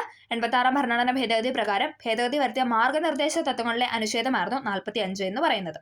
ഓക്കെ, 2002 86ാം ഭേദഗതി നിലവിൽ വരുമ്പോൾ പ്രധാനമന്ത്രി ആരായിരുന്നു എന്ന് ചോദിച്ചാൽ ആ സമയത്തെ പ്രധാനമന്ത്രി ആയിരുന്നു പറയുന്നത് അടൽ ബിഹാരി വാജ്പേയി, AB വാജ്പേയി ആയിരുന്നു 2002 പ്രധാനമന്ത്രി എന്ന് പറയുന്നത്. ഇനി അതേസമയം രാഷ്ട്രപതി ചോദിക്കുകയാണെങ്കിൽ അത് APJ അബ്ദുൽ കലാം സാർ ആയിരുന്നു അല്ലേ. APJ അബ്ദുൽ കലാം സാർ ആയിരുന്നു 2002 രാഷ്ട്രപതി, ഇന്ത്യൻ രാഷ്ട്രപതി എന്ന് പറയുന്നത്. ആ ഒരു പോയിന്റും കൂടെ ഇതിനോടൊപ്പം ഓർത്ത് വയ്ക്കുക. അടുത്തത്, 2020 ഓഗസ്റ്റിൽ മഹാത്മാഗാന്ധിയോടുള്ള ആദരസൂചകമായി നാണയം പുറത്തിറക്കിയ രാജ്യം ഏതാണ്? ഓപ്ഷൻ എ യുണൈറ്റഡ് കിങ്ഡം അഥവാ UK ആണ് അല്ലേ. 2020 ഓഗസ്റ്റിൽ മഹാത്മാഗാന്ധിയോടുള്ള ആദര സൂചകമായി നാണയം പുറത്തിറക്കിയ രാജ്യമാണ് UK. യൂണിയൻ ലിസ്റ്റിന്റെ അധികാര പരിധിയിൽ പെടുന്നത് താഴെ പറയുന്നതിൽ ഏതാണ്? യൂണിയൻ ലിസ്റ്റിന്റെ അധികാര പരിധിയിൽ പെടുന്നതാണ് ചോദിച്ചിരിക്കുന്നത്. ഏതാണ്? ഓപ്ഷൻ എ വാർത്താവിനിമയമാണ്. ഇമ്പോർട്ടൻ്റ് ആണ്. യൂണിയൻ ലിസ്റ്റിന്റെ അധികാര പരിധിയിൽ പെടുന്നത് എന്ന് പറയുന്നത് വാർത്താവിനിമയമാണ്. ദേശീയ പ്രാധാന്യമുള്ള വിഷയങ്ങളെ യൂണിയൻ ലിസ്റ്റിലാണ് ഉൾപ്പെടുത്തിയിരിക്കുന്നത്. ദേശീയ പ്രാധാന്യമുള്ള വിഷയങ്ങളെയാണ് നമ്മൾ യൂണിയൻ ലിസ്റ്റിൽ ഉൾപ്പെടുത്തിയിരിക്കുന്നത്. ഇനി ലിസ്റ്റുകളെ കുറിച്ച് പ്രതിപാദിക്കുന്ന ഭരണഘടനയുടെ പട്ടിക ചോദിക്കുകയാണെങ്കിൽ അത് ഏഴാം പട്ടികയാണല്ലേ. 7ാം പട്ടികയിലാണ് ലിസ്റ്റുകളെ കുറിച്ച് പ്രതിപാദിക്കുന്നത്. ലിസ്റ്റുകൾ നമ്മൾ എന്ന് പറഞ്ഞ ഇങ്ങനെയല്ലേ എഴുതണേ ലിസ്റ്റ്. അപ്പോൾ തിരിച്ചിട്ട് എന്താണ് അത് ഏകദേശം ഇങ്ങനെ ഇരിക്കും. ഇങ്ങനെ ഇരിക്കും അല്ലേ. 7. ഓക്കെ. അപ്പം ലിസ്റ്റുകളെ കുറിച്ച് പ്രതിപാദിക്കുന്ന ഭരണഘടനയുടെ പട്ടികയാണ് 7ാം പട്ടിക എന്ന് പറയുന്നത്. ആർട്ടിക്കിൾ ചോദിക്കുകയാണെങ്കിൽ അത് 2, 4, 6 നമ്മൾ ഇങ്ങനെ ലിസ്റ്റ് ആയിട്ട് എഴുതിക്കോ അല്ലെ. 2, 4, 6 നമ്മളിങ്ങനെ ലിസ്റ്റ് ആയിട്ട് എഴുതുന്നു. 2, 4, 6 അപ്പോൾ ഓർത്തിരിക്കുക. 7ാം പട്ടികയിൽ 2, 4, 6 246 അനുച്ഛേദത്തിലാണ് ലിസ്റ്റുകളെ കുറിച്ച് പ്രതിപാദിക്കുന്നത്. ദേശീയ പ്രാധാന്യമുള്ള വിഷയങ്ങളെയാണ് യൂണിയൻ ലിസ്റ്റിൽ ഉൾപ്പെടുത്തിയിരിക്കുന്നത്. എത്ര വിഷയമുണ്ട് യൂണിയൻ ലിസ്റ്റിൽ? 98 വിഷയങ്ങളാണ് ഉള്ളത്. 98 വിഷയങ്ങളാണ് യൂണിയൻ ലിസ്റ്റിലുള്ളത്. അതിൽ കുറച്ച് കാര്യങ്ങൾ, കുറച്ച് ഇമ്പോർട്ടൻ്റ് ആയിട്ടുള്ള ലിസ്റ്റ് നമുക്കൊന്ന് പറഞ്ഞു നോക്കാം. പ്രതിരോധം, വിദേശകാര്യം, പൗരത്വം, റെയിൽവേ, തപാല ടെലിഗ്രാഫ്, ആണവോർജം, ഇൻഷുറൻസ്, ലോട്ടറി, സെൻസസ്, കോർപ്പറേറ്റ് നികുതി, banking, reserve bank, currency, post office savings bank, passport, visa, ദേശീയപാതയിലെ ഷിപ്പിംഗ്, മേജർ തുറമുഖങ്ങൾ, ഇന്ത്യക്ക് പുറത്തുള്ള തീർത്ഥാടനം, ഇതൊക്കെ പെടുന്നത് എവിടെയാണ്? ഇതെല്ലാം യൂണിയൻ ലിസ്റ്റിലാണ് പെടുന്നത്. അതോടൊപ്പം ഖനികൾ, ഇതൊക്കെ പെടുന്നത് എവിടെയാണെന്ന് വെച്ചാൽ അതൊക്കെ നമ്മുടെ യൂണിയൻ ലിസ്റ്റിലാണ് പെടുന്നത്. പ്രതിരോധം, വിദേശകാര്യം, പൗരത്വം, ഈ പേരൊക്കെ കേൾക്കുമ്പോൾ ഏകദേശം നമുക്ക് കണക്ട് ചെയ്യാമല്ലോ. ഇതെല്ലാം നമ്മുടെ ഇന്ത്യ, നമ്മൾ ഭാരതത്തിന്റെ അല്ലെങ്കിൽ സെൻട്രൽ ഗവൺമെന്റ് അല്ല സെൻട്രൽ ആ ഒരു രീതിയിൽ പറയുന്ന കാര്യങ്ങളാണ്. പ്രതിരോധം, വിദേശകാര്യം, പൗരത്വം, റെയിൽവേ, തപാല്, ടെലിഗ്രാഫ്, ആണവോർജം, ഇൻഷുറൻസ്, ലോട്ടറി, സെൻസസ്, കോർപ്പറേറ്റ് നികുതി, banking, reserve bank, currency, passport, visa, ദേശീയപാത, പിന്നെന്താണ് ഖനികൾ, ഐക്യരാഷ്ട്ര സംഘടന, ഇതെല്ലാം നമുക്ക് പെടുന്നത് യൂണിയൻ ലിസ്റ്റിലാണ്. അടുത്ത നമ്മൾ പറയുന്നത് സ്റ്റേറ്റ് ലിസ്റ്റിനെ കുറിച്ചാണ്. സ്റ്റേറ്റ് ലിസ്റ്റ് സംസ്ഥാനങ്ങൾക്ക് നിയമനിർമ്മാണം നടത്താൻ അധികാരമുള്ള വിഷയങ്ങളാണ് എവിടെ? സ്റ്റേറ്റ് ലിസ്റ്റിൽ ഉൾപ്പെടുത്തിയിരിക്കുന്നത്. അതായത് കേരളത്തിൽ, അതായത് ഓരോരോ സ്റ്റേറ്റിലും ഓരോരോ വിഷയങ്ങൾ ഉൾപ്പെടുത്തിയിട്ടുണ്ട്. ഓക്കെ. അങ്ങനെ 59 വിഷയങ്ങൾ അതിലുണ്ട്. ഏതൊക്കെയാണ്? പോലീസ്, ജയില്, ക്രമസമാധാനം, പൊതുജനങ്ങളുടെ ആരോഗ്യം, തദ്ദേശ സ്വയംഭരണം, കാർഷികാദായ നികുതി, ഭൂനികുതി, കെട്ടിട നികുതി, ഫിഷറീസ്, കൃഷി, മദ്യം, ടോള്, പഞ്ചായത്തി രാജ്, വ്യവസായങ്ങള്, സംസ്ഥാന പബ്ലിക് സർവീസ്, അതായത് PSC അല്ലെ, സംസ്ഥാന പബ്ലിക് സർവീസ്, ഇതെല്ലാം ഉൾപ്പെടുന്ന എവിടെയാണ്? ഇതെല്ലാം സ്റ്റേറ്റ് ലിസ്റ്റിലാണ്. 59 വിഷയമാണ് ഉള്ളത്. ഇനി നമ്മൾ പറയും യൂണിയൻ ലിസ്റ്റിലാണെങ്കിൽ 98 വിഷയമായിരുന്നു. സ്റ്റേറ്റ് ലിസ്റ്റിലോട്ട് വന്നപ്പോൾ 59 വിഷയം. സ്റ്റേറ്റിൽ കൈകാര്യം ചെയ്യുന്ന കാര്യങ്ങൾ: പോലീസ്, ജയില്, ക്രമസമാധാനം, പൊതുജനാരോഗ്യം, തദ്ദേശ സ്വയംഭരണം, കാർഷികാദായ നികുതി, ഭൂനികുതി, ഭൂമി, കെട്ടിട നികുതി, ഫിഷറീസ്, കൃഷി, മദ്യം, ടോള്, പഞ്ചായത്തി രാജ്, പിന്നെ വ്യവസായങ്ങള്, ഇന്ത്യക്ക് അകത്തുള്ള തീർത്ഥാടനം, അത് ഓർത്തോളം. ഇന്ത്യക്ക് അകത്തുള്ള തീർത്ഥാടനമെല്ലാം സ്റ്റേറ്റ് ലിസ്റ്റിലും, ഇന്ത്യക്ക് പുറത്തുള്ളതാണെങ്കിൽ എവിടെയായിരുന്നു? അത് യൂണിയൻ ലിസ്റ്റിലാണ്. നമ്മൾ പറഞ്ഞായിരുന്നു അല്ലേ, യൂണിയൻ ലിസ്റ്റിൽ. പിന്നെ സംസ്ഥാന പബ്ലിക് സർവീസ്, PSC ഒക്കെ എന്താണ്? ഇതെല്ലാം സ്റ്റേറ്റ് ലിസ്റ്റിലാണ് പെടുന്നത്. അടുത്തൊരു ലിസ്റ്റാണ് ഏതെന്ന് പറഞ്ഞാൽ കൺകറന്റ് ലിസ്റ്റ് എന്ന് പറയുന്നത്. കൺകറന്റ് ലിസ്റ്റ് അതെന്താണ്? സംസ്ഥാനങ്ങൾക്കും കേന്ദ്രത്തിനും നിയമനിർമ്മാണ അധികാരമുള്ള വിഷയങ്ങൾ കൺകറന്റ് ലിസ്റ്റിലാണ് ഉൾപ്പെടുത്തിയിരിക്കുന്നത്. എന്താണ്? സ്റ്റേറ്റിനും അധികാരമുണ്ട്, സെൻട്രലിനും അധികാരമുണ്ട്. ഓക്കെ. സംസ്ഥാനങ്ങൾക്കും കേന്ദ്രത്തിനും നിയമനിർമ്മാണ അധികാരമുള്ള വിഷയങ്ങളാണ് കൺകറന്റ് ലിസ്റ്റിൽ ഉൾപ്പെടുത്തിയിരിക്കുന്നത്. ഇനി അതിലൊരു പോയിന്റ് പറയാനുണ്ട്. 1976 42ാം ഭരണഘടനാ ഭേദഗതിയിലൂടെ സംസ്ഥാന ലിസ്റ്റിൽ ഉൾപ്പെട്ടിരുന്ന 5 വിഷയങ്ങളെ എന്താണ്? കൺകറന്റ് ലിസ്റ്റിലോട്ട് മാറ്റിയിട്ടുണ്ട്. എപ്പോഴും ചോദിക്കുന്നതാണ്. എന്താണ്? 1976 42ാം ഭരണഘടനാ ഭേദഗതിയിലൂടെ സംസ്ഥാന ലിസ്റ്റിൽ ഉണ്ടായിരുന്ന കുറച്ച് കാര്യങ്ങൾ, അതായത് ഒരു 5 വിഷയങ്ങൾ നമ്മൾ കൺകറന്റ് ലിസ്റ്റിലോട്ട് മാറ്റി കൊടുത്തിട്ടുണ്ട്. അതുകൊണ്ട് തന്നെ നിലവിലെ കൺകറന്റ് ലിസ്റ്റിൽ ഉൾപ്പെടുത്തിയിരിക്കുന്ന വിഷയങ്ങളുടെ എണ്ണം എന്ന് പറയുന്നത് 52 ആണ്. ഓക്കെ. യൂണിയൻ ലിസ്റ്റിൽ എത്രയായിരുന്നു? 98. സ്റ്റേറ്റ് ലിസ്റ്റിലോട്ട് വന്നപ്പോൾ അത് 59 ഇനി കൺകറന്റ് ലിസ്റ്റിലോട്ട് വന്നപ്പോൾ അത് 52 98, 59, 52. ഒരു ഫോൺ നമ്പർ പോലെ അങ്ങ് പിടിച്ചു വെച്ചേക്കുക. 98, 59, 52. 98, 59, 52. ഓക്കെ. ഏതൊക്കെയാണ് 5 കാര്യങ്ങൾ? വിദ്യാഭ്യാസം, വൈദ്യുതി, വനം, ഭാരം, അളവുകള്, ഉൾനാടൻ ജലഗതാഗതം എന്നൊക്കെ, വന്യജീവികളുടെയും പക്ഷികളുടെയും സംരക്ഷണം, ഇതൊക്കെയായിരുന്നു നമ്മൾ എന്താണ് സംസ്ഥാന ലിസ്റ്റിൽ നിന്നും കൺകറന്റ് ലിസ്റ്റിലോട്ട് മാറ്റിയ വിഷയങ്ങൾ എന്ന് പറയുന്നത്. വിദ്യാഭ്യാസം, വൈദ്യുതി, വനം, ഭാരം, അളവുകൾ, വന്യജീവികളുടെയും പക്ഷികളുടെയും സംരക്ഷണം, ഇതായിരുന്നു നമ്മൾ കൺകറന്റ് ലിസ്റ്റിലോട്ട് മാറ്റിയ വിഷയങ്ങൾ. അതുകൂടാതെ തന്നെ ഫാക്ടറികൾ, ജനന മരണ രജിസ്ട്രേഷൻ, വിവാഹവും വിവാഹ മോചനവും, ട്രസ്റ്റുകൾ, ട്രേഡ് യൂണിയനുകൾ, വർത്തമാന പത്രങ്ങൾ, പുസ്തകങ്ങൾ, ഇതൊക്കെ എവിടെയാണ്? ഇതൊക്കെ കൺകറന്റ് ലിസ്റ്റിലാണ് പെടുന്നത്. വർത്തമാന പത്രങ്ങൾ കേട്ടോ, അത് ശ്രദ്ധിക്കണം. കാരണം വാർത്താവിനിമയം എന്ന് പറയുന്ന യൂണിയൻ ലിസ്റ്റാണ്. വാർത്താവിനിമയം യൂണിയൻ ലിസ്റ്റിലാണ്. പക്ഷെ എന്താണ് വർത്തമാന പത്രങ്ങൾ, പുസ്തകങ്ങൾ എന്നൊക്കെ പറയുന്നത് എവിടെയാണ്? അത് കൺകറന്റ് ലിസ്റ്റിലാണ് ഉൾപ്പെടുത്തിയിരിക്കുന്നത്. ഇനി ഇതിലൊന്നും പെടാത്ത കുറച്ച് കാര്യങ്ങളുണ്ട്. ഭരണഘടനയിലെ 3 ലിസ്റ്റിലും ഉൾപ്പെടുത്തിയിട്ടില്ലാത്ത വിഷയങ്ങൾ ഉൾപ്പെടുന്നത് എവിടെയാണെന്ന് വെച്ചാൽ അത് അവശിഷ്ട അധികാരങ്ങളിലാണ്. ഭരണഘടനയുടെ 3 ലിസ്റ്റ് നമ്മൾ പറഞ്ഞു: union list, state list, concurrent list. ഈ 3 ലിസ്റ്റിലും ഉൾപ്പെടുത്തിയിട്ടില്ലാത്ത വിഷയങ്ങൾ ഉൾപ്പെട്ടിട്ടുള്ളത് എവിടെയാണെന്ന് വെച്ചാൽ അത് അവശിഷ്ട അധികാരങ്ങളിലാണ്. ഈ വിഷയത്തിൽ നിയമനിർമ്മാണം നടത്താൻ അധികാരമുള്ളത് ആർക്കായിരിക്കും? ഒന്ന് ഓർത്തു നോക്കിയേ. പാർലമെന്റിനായിരിക്കും അല്ലെ? പാർലമെന്റിനാണ് ഈ വിഷയത്തിൽ, അതായത് അവശിഷ്ട അധികാരങ്ങളിൽ നിയമം നിർമ്മിക്കാനുള്ള അനുമതി നൽകി അല്ലെങ്കിൽ അധികാരമുള്ളത് എന്ന് പറയുന്നത് അത് പാർലമെന്റിനാണ്. അവശിഷ്ട അധികാരങ്ങളെക്കുറിച്ച് പ്രതിപാദിക്കുന്ന അനുച്ഛേദമാണ് 248 എന്ന് പറഞ്ഞത്. 2, 4, 6 അതെന്നായിരുന്നു? അത് ലിസ്റ്റുകളെ കുറിച്ച് പറയുന്ന ആർട്ടിക്കിളായിരുന്നു അല്ലെ? 2, 4, 6 ഓടിക്കോ, നമ്മളിങ്ങനെ ഒരു ലെവലായിട്ട് അല്ലെ ലിസ്റ്റായിട്ട് പറയും. 2, 4, 6 ഇരട്ട സംഖ്യയുള്ള ഒരു ലിസ്റ്റായിട്ട് പറഞ്ഞാൽ 2, 4, 6. അപ്പൊ അതെന്ന് പറയുന്ന ലിസ്റ്റുകളെ കുറിച്ച് പറഞ്ഞു തരിക. ഇനി 2, 4, 8 2 × 4 8 നമുക്ക് കിട്ടും അല്ലെ? 2 × 4 8 2 × 4 8 248 എന്ന് പറയുന്നത് എന്താണ്? അവശിഷ്ട അധികാരങ്ങളെ കുറിച്ച് പ്രതിപാദിക്കുന്ന അനുച്ഛേദമാണ്. അവശിഷ്ട അധികാരങ്ങൾ എന്ന ആശയം ഇന്ത്യ കടമെടുത്തിരിക്കുന്ന രാജ്യം ചോദിക്കുകയാണെങ്കിൽ അത് കാനഡയാണ്. ഇമ്പോർട്ടൻ്റ് ആണ്, എപ്പോഴും ചോദിക്കുന്നതാണ്. അവശിഷ്ട അധികാരങ്ങൾ എന്ന ആശയം ഇന്ത്യ കടമെടുത്തിരിക്കുന്നത് രാജ്യം ചോദിച്ചാൽ അത് കാനഡയാണ്. കനേഡിയൻ ഭരണഘടനയിൽ നിന്നുമാണ്. അവശിഷ്ട അധികാരങ്ങൾക്കൊരു ഉദാഹരണമാണ് സൈബർ നിയമങ്ങൾ. ചോദിക്കാറുണ്ട്, സൈബർ നിയമങ്ങൾ ഏത് ലിസ്റ്റിലാണ് പെടുന്നതെന്നൊക്കെ പറഞ്ഞ് ചോദിക്കാറുണ്ട്. Union list, state list, concurrent list, അവശിഷ്ട അധികാരങ്ങൾ എന്ന് പറഞ്ഞാൽ 4 ഓപ്ഷൻ തരാറുണ്ട്. ഏതാണ്? അവശിഷ്ട അധികാരങ്ങളിലാണ് സൈബർ നിയമങ്ങൾ പെടുന്നത്. അപ്പം നിയമനിർമ്മാണം നടത്തുന്ന ആരാണ്? അത് പാർലമെന്റ് ആണ്. സ്റ്റേറ്റ് ലിസ്റ്റ് ആയിരുന്നെങ്കിൽ ആരാണ്? അത് സ്റ്റേറ്റ് ആണ്. യൂണിയൻ ലിസ്റ്റ് ആണെങ്കിൽ അതാരാണ്? അതും പാർലമെന്റ് തന്നെയാണ്. പിന്നെ നമ്മൾ പറഞ്ഞു കൺകറന്റ് ലിസ്റ്റ് ആണെങ്കിൽ എന്താണ്? സ്റ്റേറ്റിനും പാർലമെന്റിനും ഒരേപോലെ അത് നിയന്ത്രിക്കാം, അല്ലെങ്കിൽ അതിൽ അധികാരമുണ്ടെന്ന് പറയപ്പെടുന്നു. ഓക്കെ, അടുത്ത ചോദ്യം. തന്നിട്ടുള്ള പ്രസ്താവനകളിൽ 4ാം പഞ്ചവത്സര പദ്ധതിയെ സംബന്ധിച്ച് ശരിയായവ ഏതെല്ലാം? ഇവിടെ തന്നിരിക്കുന്ന സ്റ്റേറ്റ്മെന്റിൽ ശരിയായതാണ് ചോദിച്ചിരിക്കുന്നത്. ഓപ്ഷൻ സി ആണ്. 1, 3, 4 ആണ് ഇവിടെ ശരിയായിട്ട് കൊടുത്തിരിക്കുന്നത്. 1969 to 74 കാലഘട്ടത്തിൽ നടപ്പിലാക്കി. 4ാം പഞ്ചവത്സര പദ്ധതിയാണ് ചോദിച്ചിരിക്കുന്നത്. എന്താണ്? 69 മുതൽ 74 വരെ കാലഘട്ടത്തിലാണ് നടപ്പിലാക്കിയത്.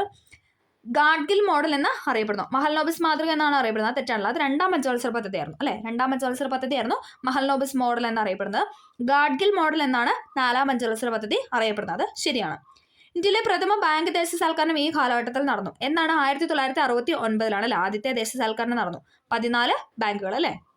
ഇന്ത്യയിലെ പ്രഥമ ബാങ്ക് ദേശസാൽക്കരണം നടന്നത് 1969. 2ാം ദേശസാൽക്കരണം എന്നായിരുന്നു? 1980. ഇമ്പോർട്ടൻ്റ് ആണ്. 1980 രണ്ടാമത്തെ ബാങ്കിങ് ദേശസാൽക്കരണം എന്ന് പറയുന്നത്. ഓക്കെ, ഇന്ത്യയിലെ പ്രഥമ ബാങ്ക് ദേശസാൽക്കരണം നടന്ന കാലഘട്ടമാണ് 69. അത് ഏത് സമയത്താണ്? 4ാം പഞ്ചവത്സരം അല്ലെ? ആ ഒരു സമയത്തായിരുന്നു. 69 to 74 4ാം പഞ്ചവത്സര പദ്ധതിയുടെ കാലയളവ് എന്ന് പറയുന്നത്. ഗാഡ്ഗിൽ മോഡൽ നടപ്പിലാക്കി. അടുത്തത്, താഴെ പറയുന്നതിൽ നീതി ആയോഗുമായി സംബന്ധിച്ച് തെറ്റായ പ്രസ്താവനയാണ് ചോദിച്ചിരിക്കുന്നത്. തെറ്റായതാണ് ഇവിടെ ചോദിച്ചിട്ടുള്ളത്. ഏതാണ് തെറ്റായിട്ട് കൊടുത്തിരിക്കുന്നത്? ഓപ്ഷൻ ഡി ആണ്. ഓപ്ഷൻ ഡി ആണ് തെറ്റായിട്ട് കൊടുത്തിരിക്കുന്നത്. നീതി ആയോഗ് 2015 ജനുവരി 1 രൂപീകരിക്കപ്പെട്ടു. ശരിയായ പോയിന്റ് ആണ് അല്ലേ? 2015 ജനുവരി 1 നീതി ആയോഗ് രൂപീകരിക്കപ്പെട്ടത്. ഇന്ത്യ ഗവൺമെന്റിന്റെ പ്രധാന പരിപാടിയായ ചിന്താ സംഭരണി അഥവാ തിങ്ക് ടാങ്ക് ആണ് നീതി ആയോഗ് എന്ന് പറയുന്നത്. ശരിയാണല്ലേ? ഇന്ത്യ ഗവൺമെന്റിന്റെ പ്രധാന പരിപാടിയായ ചിന്താ സംഭരണി അഥവാ തിങ്ക് ടാങ്ക് ആണ് നീതി ആയോഗ്. നീതി ആയോഗ് സഹകരണ ഫെഡറലിസത്തെ പ്രോത്സാഹിപ്പിക്കുന്നു. നീതി ആയോഗ് എന്താണ്? സഹകരണ ഫെഡറലിസത്തെ പ്രോത്സാഹിപ്പിക്കുന്നു.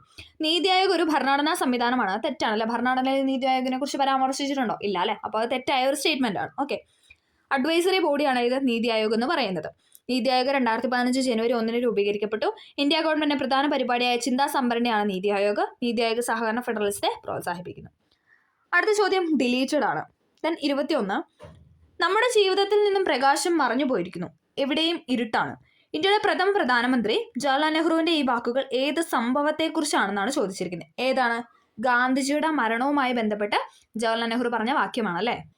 ഗാന്ധിജിയുടെ മരണവുമായി ബന്ധപ്പെട്ട് നെഹ്റു പറഞ്ഞ വാക്യങ്ങളാണ് നമ്മുടെ ജീവിതത്തിൽ നിന്നും പ്രകാശം മറഞ്ഞു പോയിരിക്കുന്നു, എവിടെയും ഇരുട്ടാണ് എന്ന് പറഞ്ഞത്.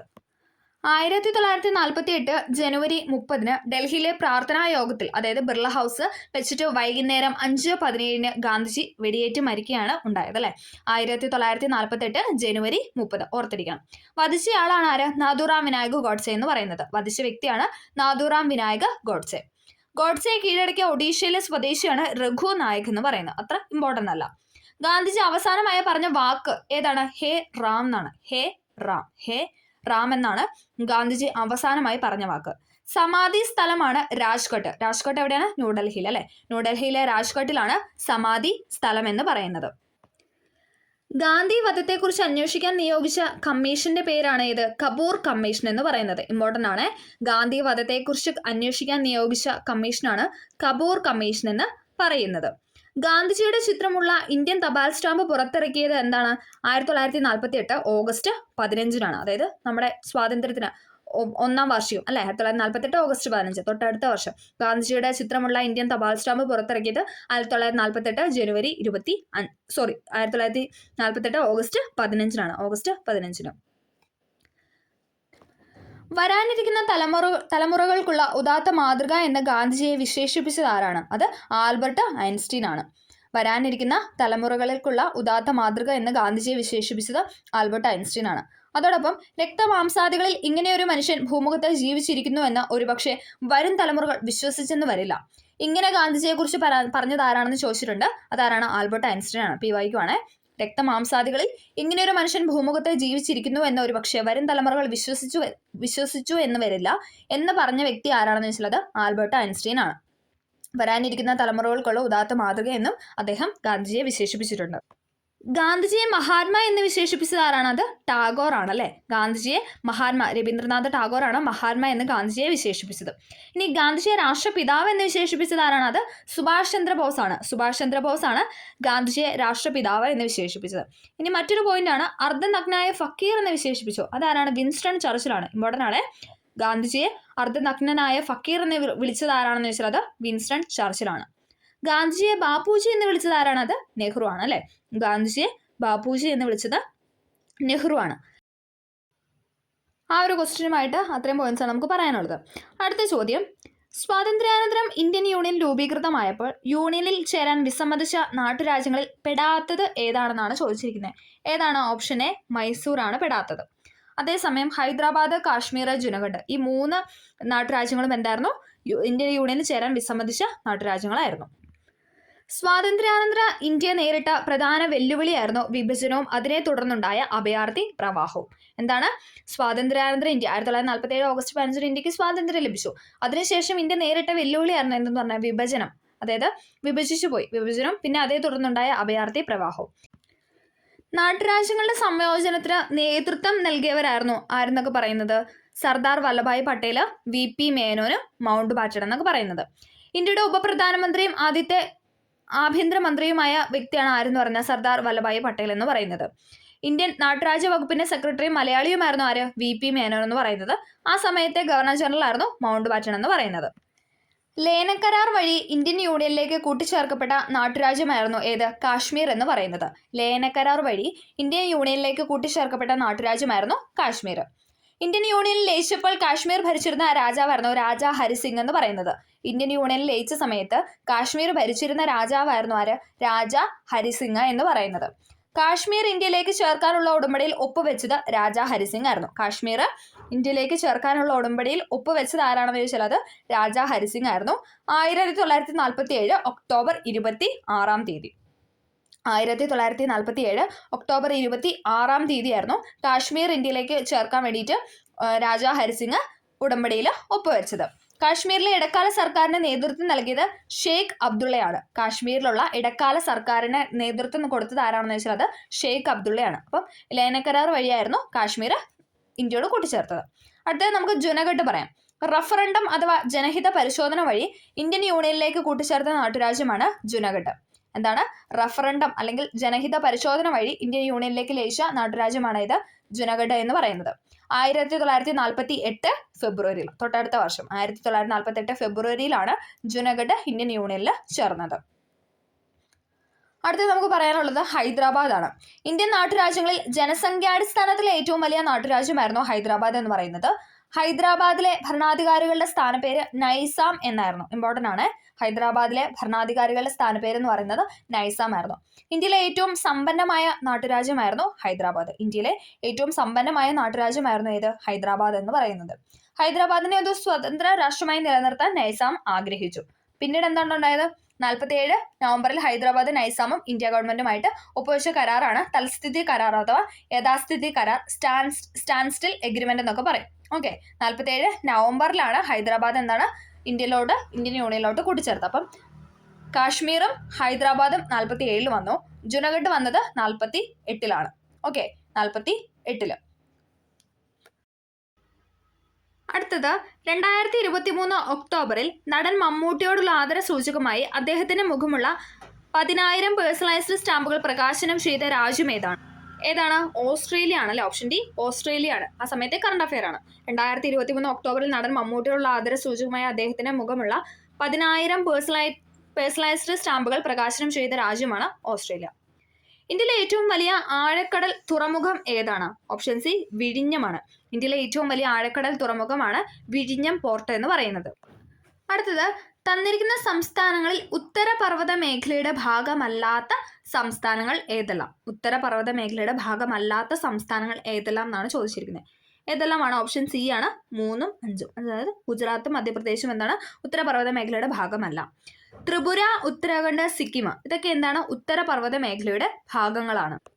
അടുത്ത ചോദ്യം, താഴെ തന്നിരിക്കുന്ന പ്രസ്താവനകളിൽ ആരവല്ലി പർവ്വതവുമായി ബന്ധമില്ലാത്തത് കണ്ടെത്താനാണ് പറഞ്ഞിരിക്കുന്നത്. ഇവിടെയും എന്താണ്? ബന്ധമില്ലാത്തതാണ് ചോദിച്ചിരിക്കുന്നത്. ഏതാണ്? ഓപ്ഷൻ ഡി ആണ് തെറ്റായിട്ട് കൊടുത്തിരിക്കുന്നത്. ഇത് ഇന്ത്യയിലെ ഏറ്റവും പഴക്കമുള്ള പർവ്വതനിരയാണ്. അതായത് ആരവല്ലി പർവ്വതനിര എന്ന് പറയുന്നത് ഇന്ത്യയിലെ ഏറ്റവും പഴക്കമുള്ള പർവ്വതനിരയാണ്. ഈ പർവ്വതനിരയുടെ ഭാഗമാണ് മൗണ്ട് അബു എന്ന് പറയുന്നത്. ഇമ്പോർട്ടൻ്റ് ആണ്. ആരവല്ലി പർവ്വതനിരയുടെ ഭാഗമാണ് മൗണ്ട് അബു എന്ന് പറയുന്നത്. ഈ പർവ്വതനിരയിലെ ഏറ്റവും ഉയർന്ന കൊടുമുടിയാണ് ഗുരു ശിഖർ എന്ന് പറയുന്നത്. അതും ഇമ്പോർട്ടൻ്റ് ആയ പോയിന്റ് ആണ്. ആരവല്ലി പർവ്വതനിരയിലെ ഏറ്റവും ഉയർന്ന കൊടുമുടി ചോദിക്കുകയാണുള്ളത് ഗുരു ശിഖർ ആണ്. ഇനി പർവ്വതനിരയുടെ ഭാഗമാണ് മൗണ്ട് അബു എന്ന് പറയുന്നത്. ഇത് ഇന്ത്യയിലെ ഏറ്റവും പഴക്കമുള്ള പർവ്വത നിരയാണ്. അടുത്തത്, ഇന്ത്യയുടെ പടിഞ്ഞാറൻ തീരത്തിൽ ഉൾപ്പെടാത്ത തീരസമതലം കണ്ടെത്തുക. എപ്പോഴും ചോദിക്കുന്നതാണല്ലേ. പടിഞ്ഞാറൻ തീരത്തിൽ ഉൾപ്പെടാത്തത് വടക്കൻ സിർക്കാസ് തീരമാണ്. മലബാർ തീരം, കൊങ്കൺ തീരം, ഗുജറാത്ത് തീരം ഇതൊക്കെ എന്താണ്? പടിഞ്ഞാറൻ തീരത്തിൽ ഉൾപ്പെടുന്നതാണ്. ഗുജറാത്തിലെ റാൻ ഓഫ് കച്ച് മുതൽ കന്യാകുമാരി വരെ പശ്ചിമഘട്ടത്തിനും അറബിക്കടലിനും ഇടയിൽ സ്ഥിതി ചെയ്യുന്ന തീരപ്രദേശമാണ് പശ്ചിമ തീരസമതലം എന്ന് പറയുന്നത്. അതായത് പടിഞ്ഞാറൻ തീരസമതലം. ഗുജറാത്തിലെ റാൻ ഓഫ് കച്ച് മുതൽ കന്യാകുമാരി വരെ പശ്ചിമഘട്ടത്തിനും അറബിക്കടലിനും ഇടയിലായിട്ട് സ്ഥിതി ചെയ്യുന്ന തീരപ്രദേശത്തെയാണ് പശ്ചിമ തീരസമതലം അഥവാ പടിഞ്ഞാറൻ തീരസമതലം എന്ന് പറയുന്നത്. ഈ തീരസമതലങ്ങളിൽ എന്താണ്? കായലുകളും അഴിമുഖങ്ങളും കാണപ്പെടുന്നു. പശ്ചിമ തീരസമതലങ്ങളുടെ മധ്യഭാഗം താരതമ്യേന ഇടുങ്ങിയവയും തെക്കും വടക്കും ഭാഗങ്ങൾ വിസ്തൃതി കൂടി വരുന്നവയുമാണ്. ഓക്കെ, പശ്ചിമ തീരസമതലങ്ങളിലൂടെ ഒഴുകുന്ന നദികൾ എന്താണ്? ഡെൽറ്റകൾ സൃഷ്ടിക്കുന്നില്ല. ചോദിക്കുന്ന ഒരു പോയിന്റ് ആണ്. പശ്ചിമ തീരസമതലങ്ങളിലൂടെ അല്ലെങ്കിൽ പടിഞ്ഞാറൻ തീരസമതലങ്ങളിലൂടെ ഒഴുകുന്ന നദികൾ ഡെൽറ്റകൾ സൃഷ്ടിക്കുന്നില്ല. പശ്ചിമ തീരസമതലത്തെ പ്രധാനമായിട്ടും 3ആയിട്ടാണ് തരംതിരിച്ചിരിക്കുന്നത്. ഏതൊക്കെയാണ്? ഗുജറാത്ത് തീരം, മലബാർ തീരം, കൊങ്കൺ തീരം. ഗുജറാത്ത് തീരം, മലബാർ തീരം, കൊങ്കൺ തീരം എന്ന് 3ആയിട്ടാണ് പശ്ചിമ തീരസമതലത്തെ തരംതിരിച്ചിരിക്കുന്നത്. ഗൾഫ് ഓഫ് കച്ചിനും ഗൾഫ് ഓഫ് കമ്പത്തിനും ഇടയിലാണ് ഗുജറാത്ത് തീരം സ്ഥിതി ചെയ്യുന്നത്. ഓക്കെ, ജസ്റ്റ് അതൊന്ന് ഓർത്ത് വെച്ചാൽ മതി. ഇനി കൊങ്കൺ തീരമാണെങ്കിലോ മഹാരാഷ്ട്ര, ഗോവ, കർണാടകയുടെ വടക്കൻ പ്രദേശം എന്നിവയിലൂടെയാണ് കൊങ്കൺ തീരം ഉൾപ്പെടുന്നത്. ഇന്ത്യയിലെ ഏറ്റവും വലിയ തുറമുഖമായ മുംബൈ തുറമുഖം സ്ഥിതി ചെയ്യുന്നത് കൊങ്കൺ തീരത്താണ്. എന്താണ്? ഇന്ത്യയിലെ ഏറ്റവും വലിയ തുറമുഖമാണ് ഇത് മുംബൈ തുറമുഖം എന്ന് പറയുന്നത്. അത് സ്ഥിതി ചെയ്യുന്നത് കൊങ്കൺ തീരത്താണ്. കൊങ്കൺ തീരത്ത്. പശ്ചിമ തീരസമതലത്തിന്റെ മധ്യഭാഗമാണ് കൊങ്കൺ തീരം എന്ന് അറിയപ്പെടുന്നത്. ഗുജറാത്ത്, കൊങ്കൺ, മലബാർ. താഴെയാണ് ഇത് മലബാർ തീരം. കേരളത്തിന്റെ തീരപ്രദേശമൊക്കെ ഏതാണ്? മലബാർ തീരസമതലമാണ് അല്ലെ. അപ്പൊ അത് വെച്ചിരുന്ന് കണക്ട് ചെയ്യുക. പശ്ചിമ തീരപ്രദേശത്തിന്റെ തെക്ക് ഭാഗം അറിയപ്പെടുന്നതാണ് മലബാർ തീരം എന്ന് നമ്മൾ പറഞ്ഞല്ലേ. ലഗൂണുകളൊക്കെ കാണപ്പെടുന്ന തീരപ്രദേശമാണ് ഏത്? മലബാർ തീരം എന്ന് പറയുന്നത്. ലഗൂണുകൾ കാണപ്പെടുന്ന തീരപ്രദേശമാണ് മലബാർ തീരം എന്ന് പറയുന്നത്. അടുത്ത് നമ്മൾ പറയുന്നത് പൂർവ്വതീര സമതലമാണ്. പൂർവ്വതീര സമതലം അതായത് കിഴക്കൻ തീരസമതലം. കിഴക്കൻ തീരസമതലത്തെ കുറിച്ചാണ് നമ്മൾ പറയുന്നത്. സുന്ദരവന പ്രദേശം മുതൽ കന്യാകുമാരി വരെ ബംഗാൾ ഉൾക്കടലിനും പൂർവ്വഘട്ടത്തിനും ഇടയിൽ സ്ഥിതി ചെയ്യുന്ന തീരപ്രദേശമാണ് പൂർവ്വ തീര സമതലം അഥവാ കിഴക്കൻ തീരസമതലം എന്ന് പറയുന്നത്. എവിടെയാണ്? സുന്ദരവന പ്രദേശം മുതൽ കന്യാകുമാരി വരെ പൂർവ്വഘട്ടത്തിനും ബംഗാൾ ഉൾക്കടലിനും ഇടയിലായിട്ട് സ്ഥിതി ചെയ്യുന്ന തീരപ്രദേശമാണ് പൂർവ്വ തീര സമതലം അഥവാ കിഴക്കൻ തീരസമതലം എന്ന് പറയുന്നത്. പശ്ചിമ തീരത്തെ അപേക്ഷിച്ച്, അതായത് പടിഞ്ഞാറൻ തീരസമതലത്തെ അപേക്ഷിച്ച് പൂർവ്വതീരം, അതായത് കിഴക്കൻ തീരസമതലം വീതി കൂടിയതാണ്. ചോദിക്കാറുണ്ട്. കിഴക്കൻ തീരസമതലത്തിനാണ് വീതി കൂടുതൽ. കിഴക്കൻ തീരസമുദ്രത്തിനാണ് വീതി കൂടുതൽ. കിഴക്കോട്ടൊഴുകി ബംഗാൾ ഉൾക്കടലിൽ പതിക്കുന്ന നദികളായതിനാൽ പൂർവ്വ തീരങ്ങളിൽ എന്താണ് വിശാലമായ ഡെൽറ്റകൾ സൃഷ്ടിക്കുന്നു. നമ്മൾ പറഞ്ഞായിരുന്നു പടിഞ്ഞാറൻ തീരത്ത് എന്താണ് ഡെൽറ്റകൾ സൃഷ്ടിക്കുന്നില്ല. പക്ഷെ അതേസമയം കിഴക്കൻ തീരത്ത് നേരെ ഓപ്പോസിറ്റ് ആണ്. അവിടെ എന്താണ് ഡെൽറ്റകൾ സൃഷ്ടിക്കപ്പെടുന്നുണ്ട്. മഹാനദി, ഗോദാവരി, കൃഷ്ണ, കാവേരി നദികൾ സൃഷ്ടിക്കുന്ന ഡെൽറ്റകളാണ് ഇതിന് എക്സാമ്പിൾ എന്ന് പറയുന്നത്. ഏതൊക്കെയാണ്? മഹാനദി, ഗോദാവരി, കൃഷ്ണ, കാവേരി. മഹാനദി, ഗോദാവരി, കൃഷ്ണ, കാവേരി എന്നീ നദികളാണ് ആ ഒരു തീരത്ത്, അതായത് കിഴക്കൻ തീര സമുദ്രത്ത് ഡെൽറ്റകൾ സൃഷ്ടിക്കുന്നത്. പൂർവ്വതീര സമതലങ്ങളിൽ സ്ഥിതി ചെയ്യുന്ന ഏറ്റവും വലിയ തടാകമാണ് ചിൽക്ക തടാകം എന്ന് പറയുന്നത്. കിഴക്കൻ തീര സമതലത്തിൽ സ്ഥിതി ചെയ്യുന്ന ഏറ്റവും വലിയ തടാകമാണ് ചിൽക്ക തടാകം എന്ന് പറയുന്നത്. അവിടുത്തെ പൂർവ്വതീര സമതലം അല്ലെങ്കിൽ കിഴക്കൻ തീര സമതലത്തെ നമ്മൾ രണ്ടായിട്ടാണ് തരംതിരിച്ചിരിക്കുന്നത്. ഒന്നെന്ന് പറയുന്നത് വടക്കൻ സിർക്കാസ് ആണ്. നമ്മുടെ സ്റ്റേറ്റ്മെന്റിൽ തന്നിട്ടുണ്ട്, നമ്മുടെ ക്വസ്റ്റിനിൽ തന്നിട്ടുണ്ട് വടക്കൻ സിർക്കാസും. രണ്ടാമത്തെ എന്താണ്? കൊറോമാണ്ടൽ തീരമാണ്. കൊറോമാണ്ടൽ തീരം. ചോളമണ്ഡലം എന്ന പേരിൽ നിന്നാണ് കൊറോമാണ്ടൽ എന്ന പേര് ലഭിച്ചത്. തമിഴ്നാട് തീരവും ആന്ധ്രാപ്രദേശിന്റെ തെക്കൻ തീരവും ഉൾപ്പെടുന്നതാണ് കൊറോമാണ്ടൽ തീരം എന്ന് പറയുന്നത്. ആ ഒരു റൈറ്റ് സൈഡ് അല്ലെ, ഏറ്റവും താഴെ നമ്മുടെ കേരളത്തിന്റെ ഇപ്പുറത്തായിട്ട് നമുക്ക് നോക്കിക്കഴിഞ്ഞാൽ അറിയാൻ പറ്റും. തമിഴ്നാട് തീരവും ആന്ധ്രാപ്രദേശിന്റെ തെക്കൻ തീരപ്രദേശവും ഉൾപ്പെടുന്നതാണ് കൊറോമാണ്ടൽ തീരം എന്ന് പറയുന്നത്. കൊറോമണ്ടൽ തീരസമുദ്രം ആന്ധ്രാപ്രദേശിൽ അവസാനിക്കുന്ന പ്രദേശമാണ് ഫാൾസ് ഡെവി പോയിന്റ് എന്നറിയപ്പെടുന്നത്. ഫാൾസ് ഡെവി പോയിന്റ് എന്നറിയപ്പെടുന്നത് കൊറോമണ്ടൽ തീരസമുദ്രം ആന്ധ്രാപ്രദേശിൽ അവസാനിക്കുന്ന പ്രദേശത്തെയാണ്. രണ്ടാമത്തേതാണ് വടക്കൻ സിർക്കാസ് എന്ന് പറയുന്നത്. ഒഡീഷയുടെ തീരപ്രദേശം ഉത്കൽ തീരം എന്നാണ് അറിയപ്പെടുന്നത്. ഒഡീഷയുടെ തീരപ്രദേശമാണ് ഉത്കൽ എന്നറിയപ്പെടുന്നത്. ആന്ധ്രാപ്രദേശിന്റെ വടക്കൻ തീരവും ഒഡീഷയുടെ തീരപ്രദേശം ഉൾപ്പെടുന്ന തീരമാണ് വടക്കൻ സിർക്കാസ് എന്ന് പറയുന്നത്. എന്താണ്? ആന്ധ്രാപ്രദേശിന്റെ വടക്കൻ തീരം, തെക്കൻ തീരമാണ് ഇത് കൊറോമണ്ഡലം, ദെൻ വടക്കൻ തീരമാണ് വടക്കൻ സിർക്കാസിലുള്ള. അപ്പോൾ ഏരിയയിൽ നിന്ന് കണക്ട് ചെയ്യുക. വടക്കൻ സിർക്കാസ്, വടക്കൻ തീരം. ഓക്കെ, ആന്ധ്രാപ്രദേശിന്റെ വടക്കൻ തീരവും ഒഡീഷയുടെ തീരപ്രദേശവും ഉൾപ്പെടുന്ന തീരമാണ് ഇത് വടക്കൻ സിർക്കാസ് എന്ന് പറയുന്നത്. ഒഡീഷയുടെ തീരപ്രദേശം ഉത്കൽ തീരം എന്നാണ് അറിയപ്പെടുന്നത്. ഒഡീഷയുടെ തീരപ്രദേശം അറിയപ്പെടുന്നത് ഉത്കൽ തീരപ്രദേശം എന്നാണ്. ഓക്കെ, അപ്പോൾ അത് അത്രയും ആണ് നമുക്ക് ഈ ഒരു ക്വസ്റ്റിനായിട്ട് ബന്ധപ്പെട്ട് പറയാനുള്ളത്. നമ്മൾ പറഞ്ഞു പടിഞ്ഞാറൻ തീരസമുദ്രത്തിൽ ഉൾപ്പെടുന്നതാണ് മലബാർ, ഗുജറാത്ത്, കൊങ്കൺ. കിഴക്കൻ തീരസമുദ്രത്തിൽ ഉൾപ്പെടുന്നതാണ് വടക്കൻ സിർക്കാസും കൊറോമണ്ടൽ തീരസമുദ്രവും എന്ന് പറയുന്നത്. അടുത്ത ചോദ്യം, താഴെ തന്നിരിക്കുന്നവയിൽ നിന്ന് ശരിയായ ജോഡി കണ്ടെത്താനാണ് പറഞ്ഞിരിക്കുന്നത്. ശരിയായ ജോഡിയാണ് ചോദിച്ചിരിക്കുന്നത്. ഓപ്ഷൻ ബി ആണ് ശരിയായിട്ട് ഇവിടെ കൊടുത്തിരിക്കുന്നത്. ഉപദ്വീപീയ പീഠഭൂമിയാണ് ഛോട്ടാ നാഗ്പൂർ എന്ന് പറയുന്നത്. ഉപദ്വീപീയ പീഠഭൂമിയാണ് ഛോട്ടാ നാഗ്പൂർ. അടുത്ത ചോദ്യം, 4 ഇന്ത്യൻ സംസ്ഥാനങ്ങളെ വലുപ്പത്തിനനുസരിച്ച് ക്രമീകരിച്ചിരിക്കുന്നു. ശരിയായ ക്രമീകരണം കണ്ടെത്താനാണ് പറഞ്ഞിരിക്കുന്നത്. ഏതാണ്? നോക്കിക്കേ, ശരിയായിട്ട് കൊടുത്തിരിക്കുന്ന ഓപ്ഷൻ എ ആണ് അല്ലേ. രാജസ്ഥാൻ, മധ്യപ്രദേശ്, മഹാരാഷ്ട്ര, ഉത്തർപ്രദേശ്. വലുപ്പത്തിനനുസരിച്ചാണ് ക്രമീകരിച്ചിരിക്കുന്നത്. ഏറ്റവും വലിയ സ്റ്റേറ്റ് ആണ് ഏതെന്ന് പറഞ്ഞാൽ രാജസ്ഥാൻ, ദെൻ മധ്യപ്രദേശ്, മഹാരാഷ്ട്ര, ഉത്തർപ്രദേശ്. അടുത്ത ചോദ്യം, അന്റോണിയോ ഗുട്ടേറസ് ഇപ്പോൾ വാർത്തകളിൽ ഇടം നേടുന്ന വ്യക്തിയാണ്. ആരാണ് ഇദ്ദേഹം? ഓപ്ഷൻ സി ആണ് അല്ലേ. UN സെക്രട്ടറി ജനറൽ ആണ് ആര്? അന്റോണിയോ ഗുട്ടേറസ് എന്ന് പറയുന്നത്. UN സെക്രട്ടറി ജനറലാണ് അന്റോണിയോ ഗുട്ടേറസ് എന്ന് പറയുന്നത്. കറണ്ട് അഫെയർ റിലേറ്റഡ് ചോദ്യമാണ്. ഓക്കെ, അപ്പം നമ്മൾ ഇന്ന് ഈ ഇത്രയും 30 ക്വസ്റ്റ്യൻസ് ആണ്, അതിൻ്റെ അനുബന്ധ വിവരങ്ങളുമാണ് ഇന്നത്തെ ക്ലാസ്സിൽ നമ്മൾ ഡിസ്കസ് ചെയ്തത്. എല്ലാവർക്കും വീഡിയോ ഹെൽപ്ഫുൾ ആയെന്ന് വിചാരിക്കുന്നു. ഹെൽപ്ഫുൾ ആയെങ്കിൽ തീർച്ചയായും ലൈക്ക് ചെയ്ത് സപ്പോർട്ട് ചെയ്യുക. അതോടൊപ്പം നിങ്ങൾക്ക് എന്തെങ്കിലും ഡൗട്ടോ കാര്യങ്ങളോ ഉണ്ടെങ്കിൽ കമൻ്റ് ആയിട്ടും രേഖപ്പെടുത്താവുന്നതാണ്. നല്ലൊരു ദിവസം നേരുന്നു. Have A nice day. Thank